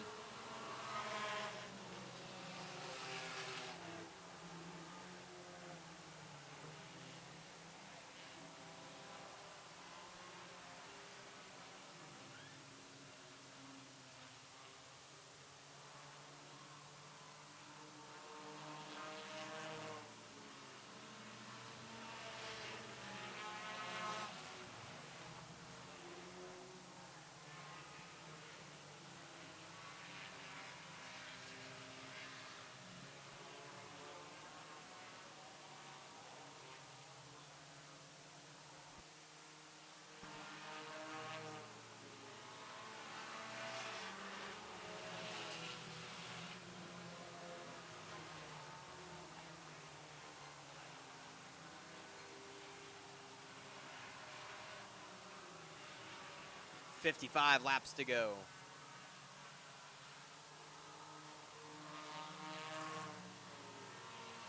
There's the 3, the 70, and the 22X.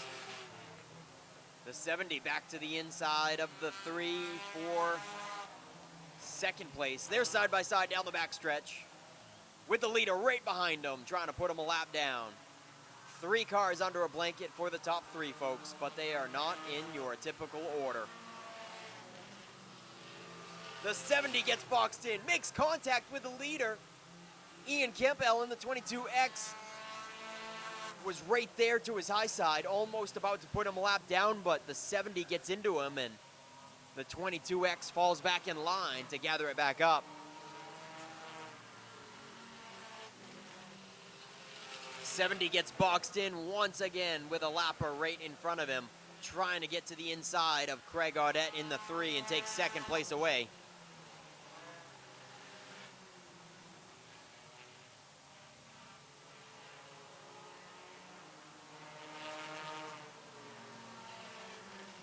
Lap 49 now. 1 lap away from halfway.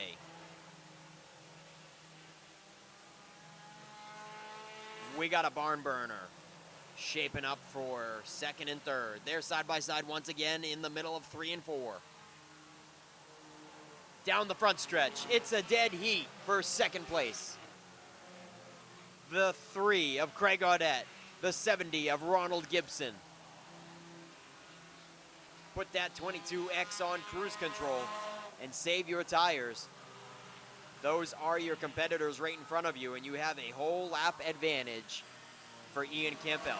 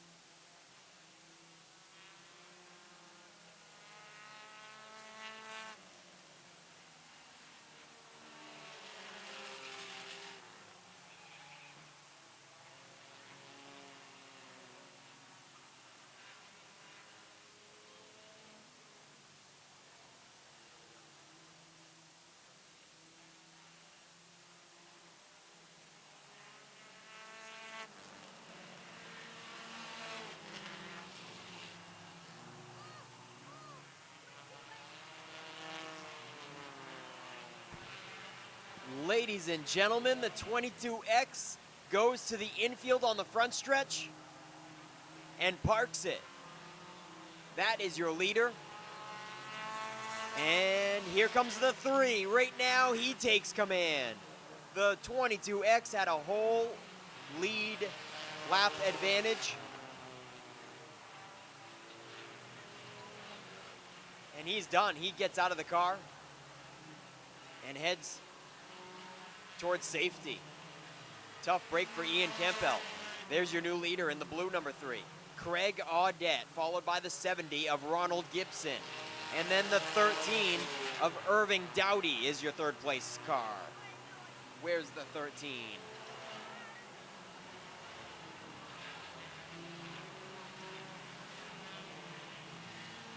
There's the 3, there's the 70, and there's the 13. Hot on the heels of second place. No more lap advantage by the leader. We've got 3 cars for the top 3 that are neck and neck. only separated by about 10 car lengths for the whole top three.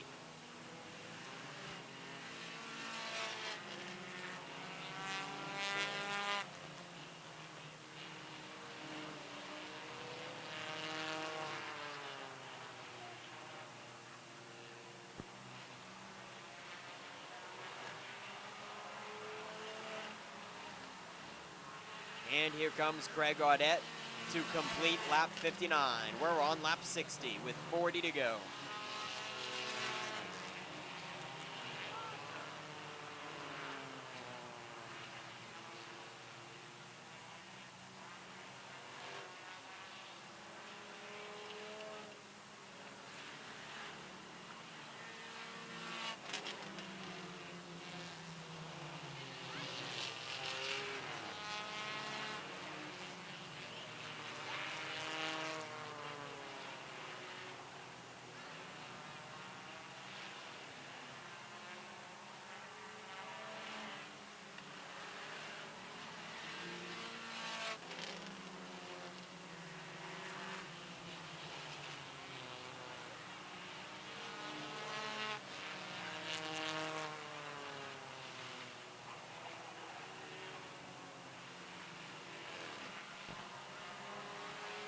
Ronald Gibson has lost a couple spots, falls back to fourth as Irving Dowdy and Ben Audette take over second and third.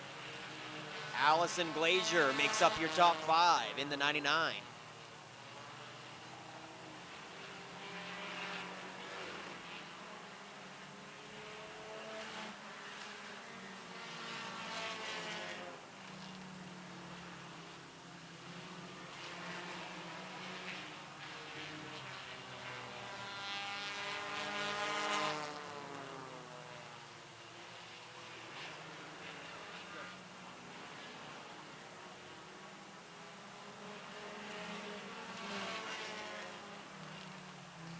And we have a new leader. Irving Dowdy in the 13 just took it away, and Audette almost loses it. There he goes in turn two.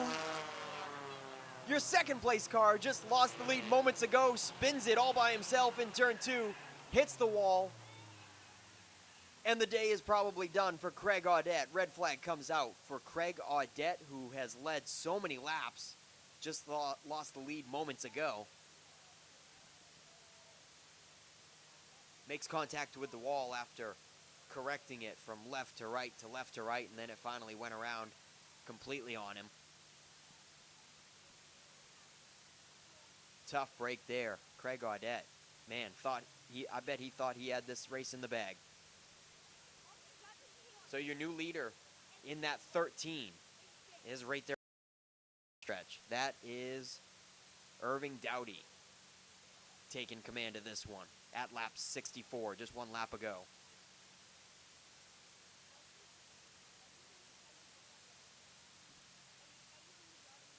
Craig Audette in the 3 brought this red flag out, and then Ben Audette was in third in the 54. Most likely some relation there. So Ben Audette is going to move up to second. Ronald Gibson still kicking in that number 70 car. He'll bump up to third. Allison Glazier is up to fourth in the 99X. And then Keith Russell in that Catfish Camaro in the 42. He's in the top 5 again. Driver is just fine in the 3, folks. We're going to put the forks underneath it and scoop it up and get it out of the way and get back going as soon as turn 2 is clear.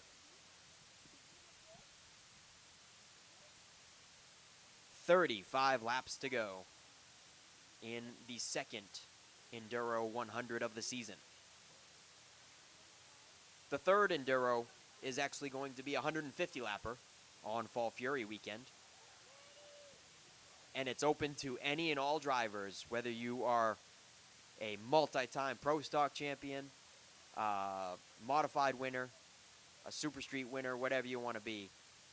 Anybody can race in that 150 lapper on Fall Fury weekend to cap off 2025.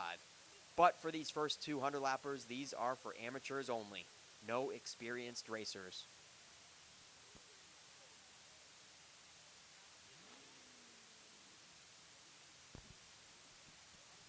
So I've been doing a little bit of talking while we're under green, but I'm sure most of you can't really hear me. But that 22X has led most of the laps, or the most laps in the race so far, and he just randomly pulled it to the infield of Ian Campbell while leading. A lap ahead of everybody, almost putting second place down a lap, and dropped out of the race. So this thing gets really shook up. We're ready to go in 3, 2, 1. Green, green, green.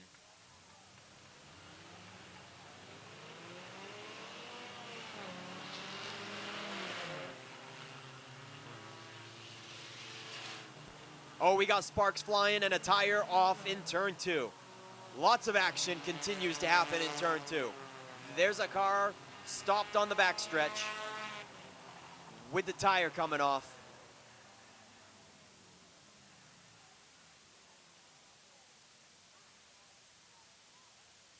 Tire rolled to the infield. Car sits at the top of the backstretch. Red flag comes out in a hurry. One lap was complete.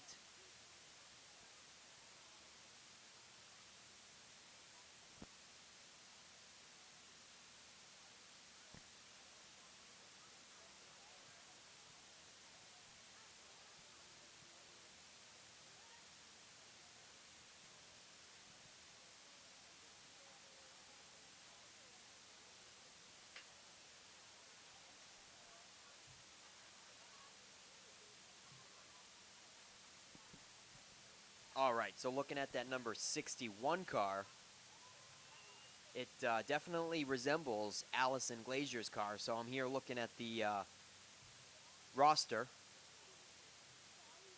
wondering how they're teammates. And that's Bonnie Shippen in the 61. Her and her husband are the owners of Survey Incorporated. They are sponsors of Kerrigan Glazier, so certainly good friends. And that's why Allison and Bonnie have matching cars with cool shark fins on the top of it. All right, Bonnie Shippen is in the 61, and her husband Bill is in the 21. And coincidentally, Bill is in 21st position in the 21 car, and Bonnie Shippen is in 25th.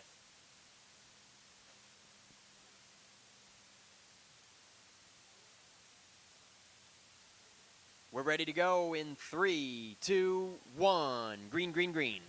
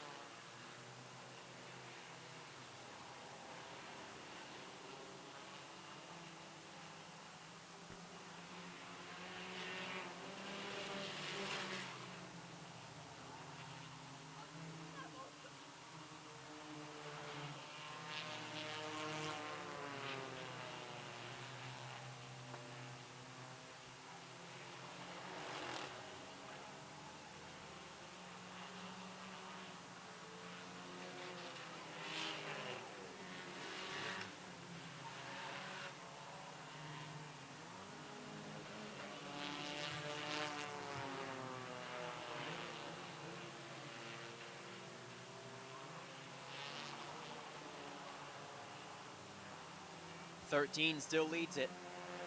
Irving Dowdy, lap 70. 30 laps to go. Van Audette in the 54 in second. Ronald Gibson in third. Allison Glazier in fourth. Keith Russell in the Catfish Camaro number 42 makes up your top 5.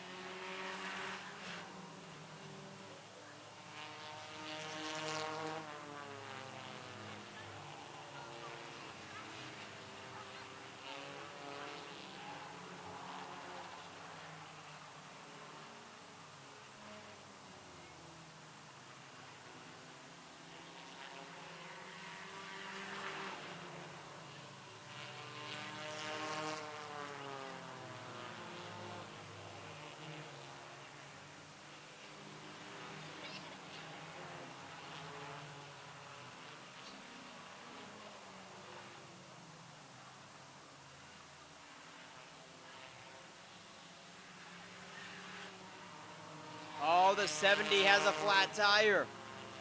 He was in third, folks. Ronald Gibson drops out with a flat right front and gives up third. We're at lap 75. 25 laps to go, and the battle is heating up for the lead. Irving Dowdy and Ben Audette are only separated by about 5 car lengths in turn 3. Ben Audette is closing up the margin on Irving Dowdy. The 13 and the 54. Ronald Gibson is out. He held down third place for so many laps, and the 42 is out. Keith Russell was in the top 5, and he heads down pit road. Goodbye to the Catfish Camaro. Allison Glazier is back up into the top 3, folks. The gray with pink number 99 is your third place car. Park Clegg in the 9X is in 4th. Alex Hickley in the 11 is in 5th.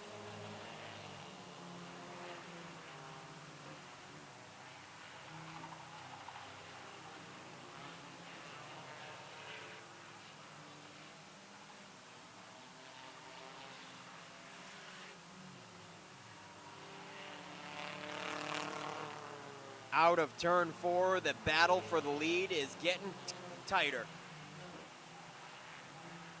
Now probably about 4 car lengths between Irving Dowdy and Ben Audette.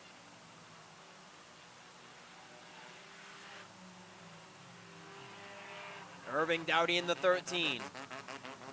Down the front stretch and is on to lap 80.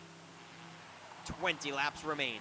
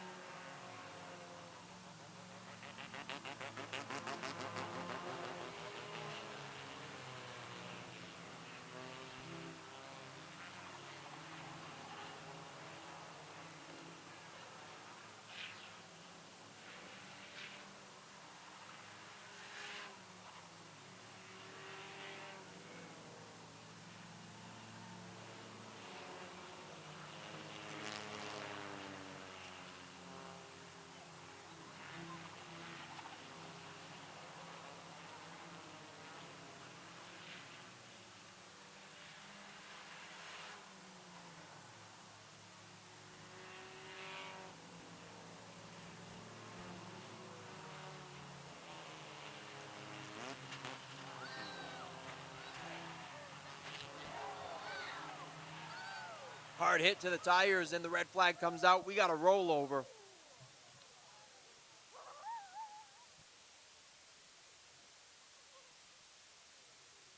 First rollover of the event. A car in front of him lost the tire.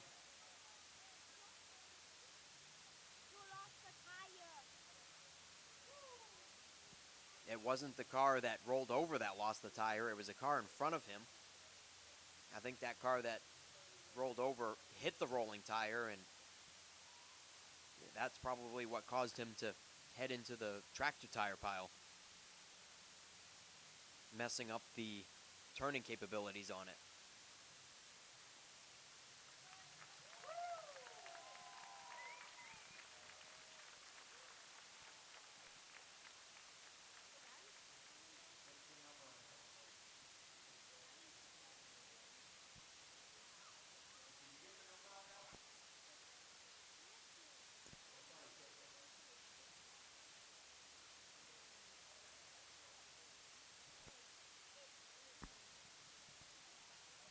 All right, folks, we just got confirmation that's the number 1 that was running in 12th of Renee Cole, and she is okay.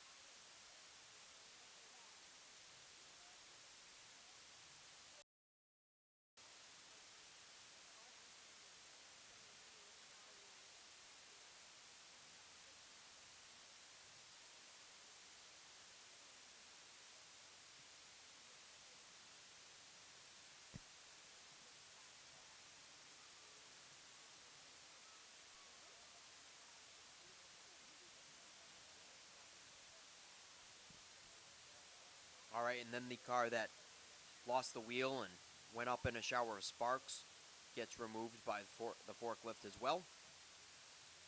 And it sounds like the chatter on the radio is that they're going to leave Renee Cole's car right where it is. It is pretty much out of harm's way.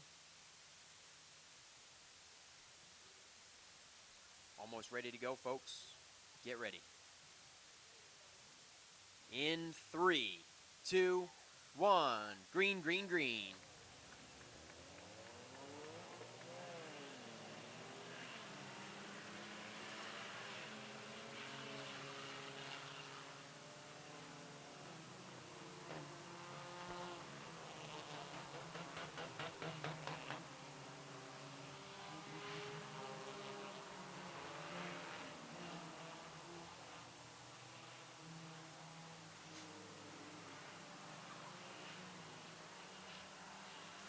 Down the front stretch, the 13 and the 54. Still separated by about 3 to 4 car lengths for first and second. With 15 laps to go, we're at lap 85. Third place is a half a track behind them of Allison Glazier in the 99X.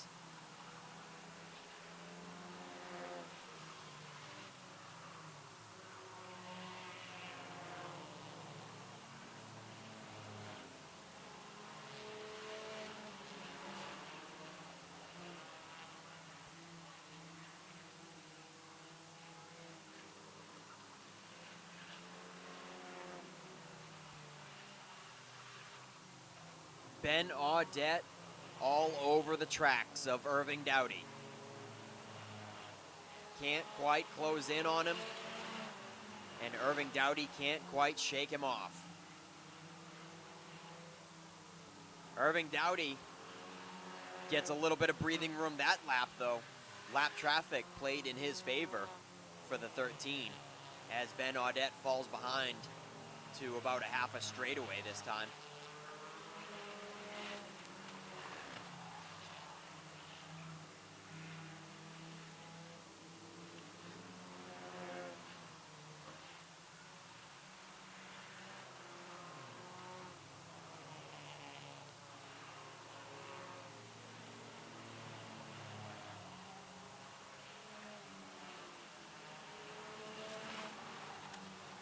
Here he comes to complete lap 89. We're at lap 90. 10 laps left. Irving Dowdy stretching it back out over Ben Audette. Allison Glazier still holding down third. Park Clegg for fourth. Alex Hickley for fifth. Anderson Willie in the 01X is sixth. Aiden Foley in the 05 is seventh. Edward Iluma in the 22 is 8th. Joseph Seidlinger in the 96 is 9th. And the top 10 is Timothy Bradstreet in the 76.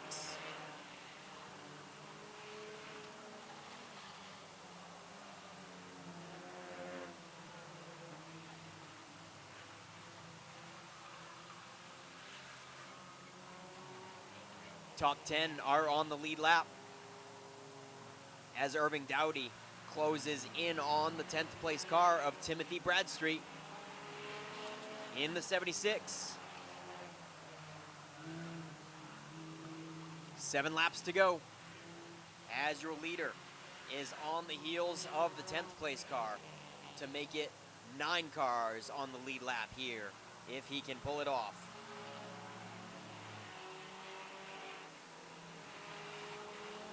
Oh, Ben Audette has certainly capitalized now with the lap traffic holding up Irving Dowdy. And Ben Audette is right there. Oh, Irving Dowdy gets a little bit more breathing room that time. Ben Audette washing up way high out of turn 4 and loses ground on the leader once again. 5 laps to go. And we've only got 9 cars on the lead lap as the 76 of Timothy Bradstreet goes a lap down your 10th place car.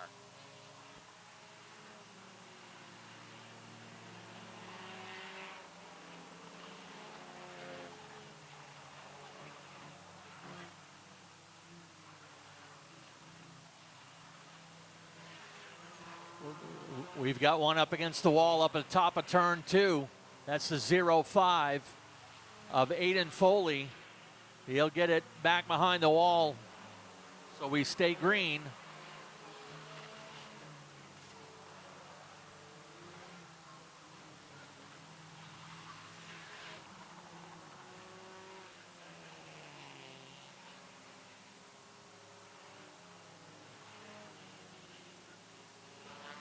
This time by 2 laps to go.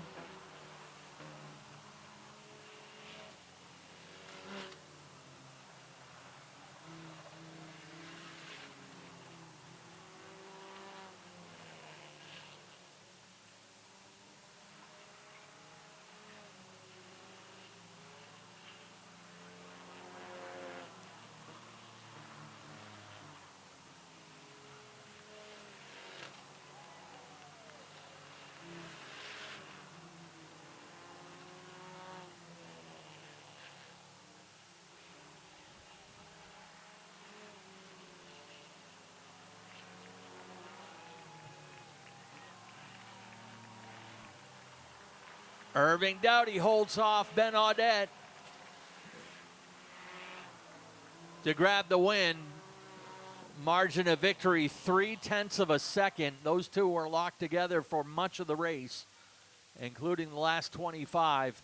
Irving Dowdy with the win unofficially. Ben Audette second. Allison Glazier third in the number 99. Park Clegg in the 9X fourth. Alex Hickley in the 11X finishes fifth. Anderson Wiley in the 01X.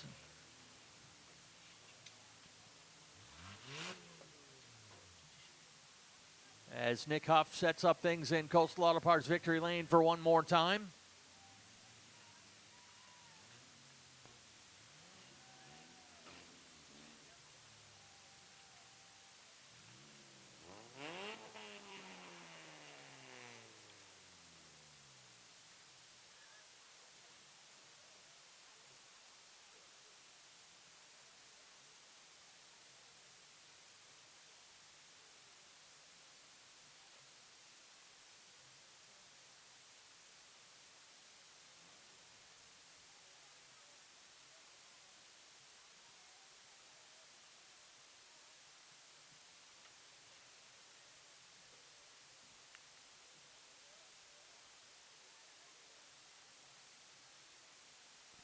One more visit to Victory Lane tonight, and we'll send you home. And don't forget the big doubleheader weekend next weekend, Saturday and Sunday here at Wiscasset Speedway.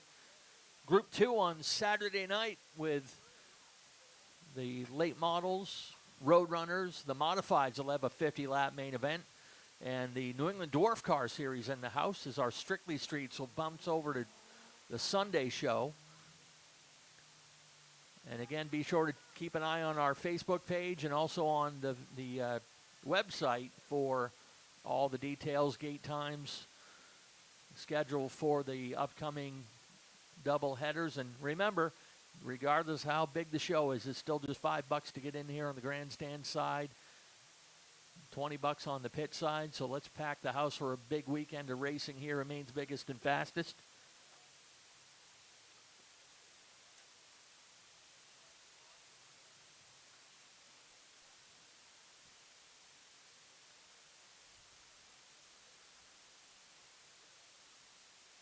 Next Saturday's show presented by Dale Cook Excavation. And, of course, the big show on Sunday presented by Wallace Roofing and Home Improvement.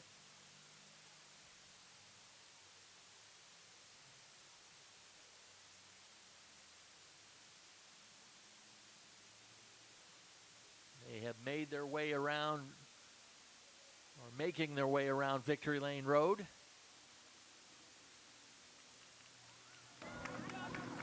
Guy led a bunch of laps. Right front tire's gone, but that is what an enduro is all about. It's all about enduring those 100 laps, keeping the car under you. I don't think if it's less than 100 laps, you can't call it an enduro. All right, let's send things trackside. Nick Huff's got your top three. Hey, the driver's door even works. He doesn't have to climb through the window. Irving Dowdy, ladies and gentlemen, takes the win in the 13. And a big hug from family. Like it's the Daytona 500 for this guy. Heck yeah, Irving. Man, Audette was all over you on the last lap. Just saved it for the very end. Did you? Yeah, did you? So when you're doing a 100-lapper, I mean, did you even know you were the leader? Like, how do you know where you are? You keep an eye on the scoreboard. Oh yeah, I forget that that's back there. I'm sorry. That's up there. I usually check it halfway through. Once we're in the clear, then I keep my eyes on it. And I didn't even know I was up in the top 5 when my number was up there. So at that point, it's time to go. And things just worked out. Traffic was tough. I got one right here. That almost took me out. I don't know how many laps in. But I saved it, drove it through the grass, and here we are. Any sponsors or team members you want to thank? Family? Dave at AC Towing, he gave me the car 2 years ago, I think. We just threw a bunch of parts at it, and here it is. My father for all the help getting to the track. These guys, wife and my daughter for letting me do it, and the support. Caleb helps. Everybody helps. Caleb stickers are on the car, so that's about it. Just a small group. All right, Irving Dowdy, ladies and gentlemen, gets the big win.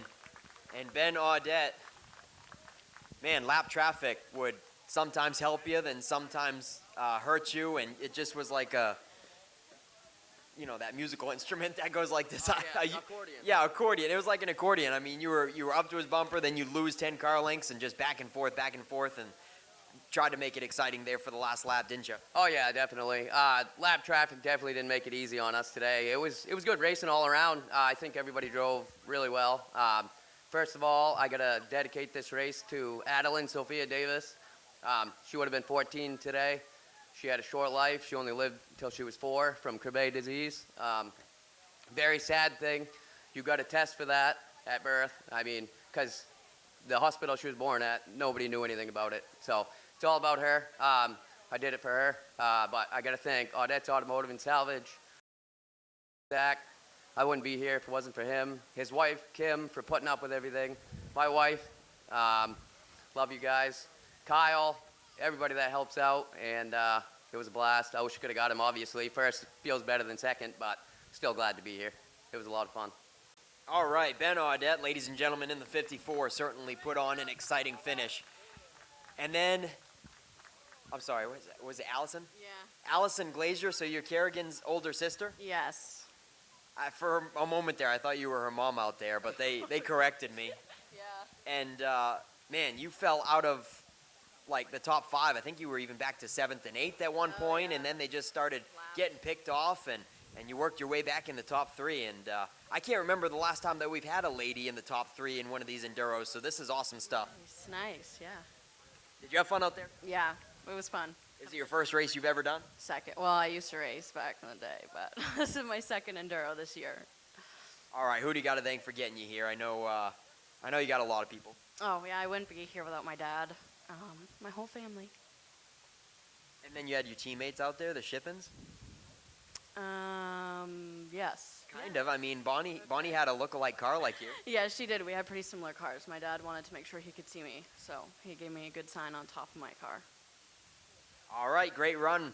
Allison finishes out the top 3 in the Enduro 100. Awesome stuff tonight. We had a blast. And getting done in a very nice, timely fashion. We appreciate you guys sticking it out to the very end with us here at Maine's Biggest and Fastest. We hope you had as much fun as I did. And Ken Minot, did you have fun too?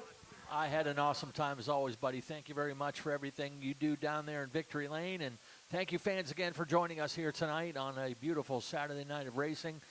Bring another friend with you next week. We got more room. We'll pack them in here and hope you guys will join us for a big weekend of racing next weekend.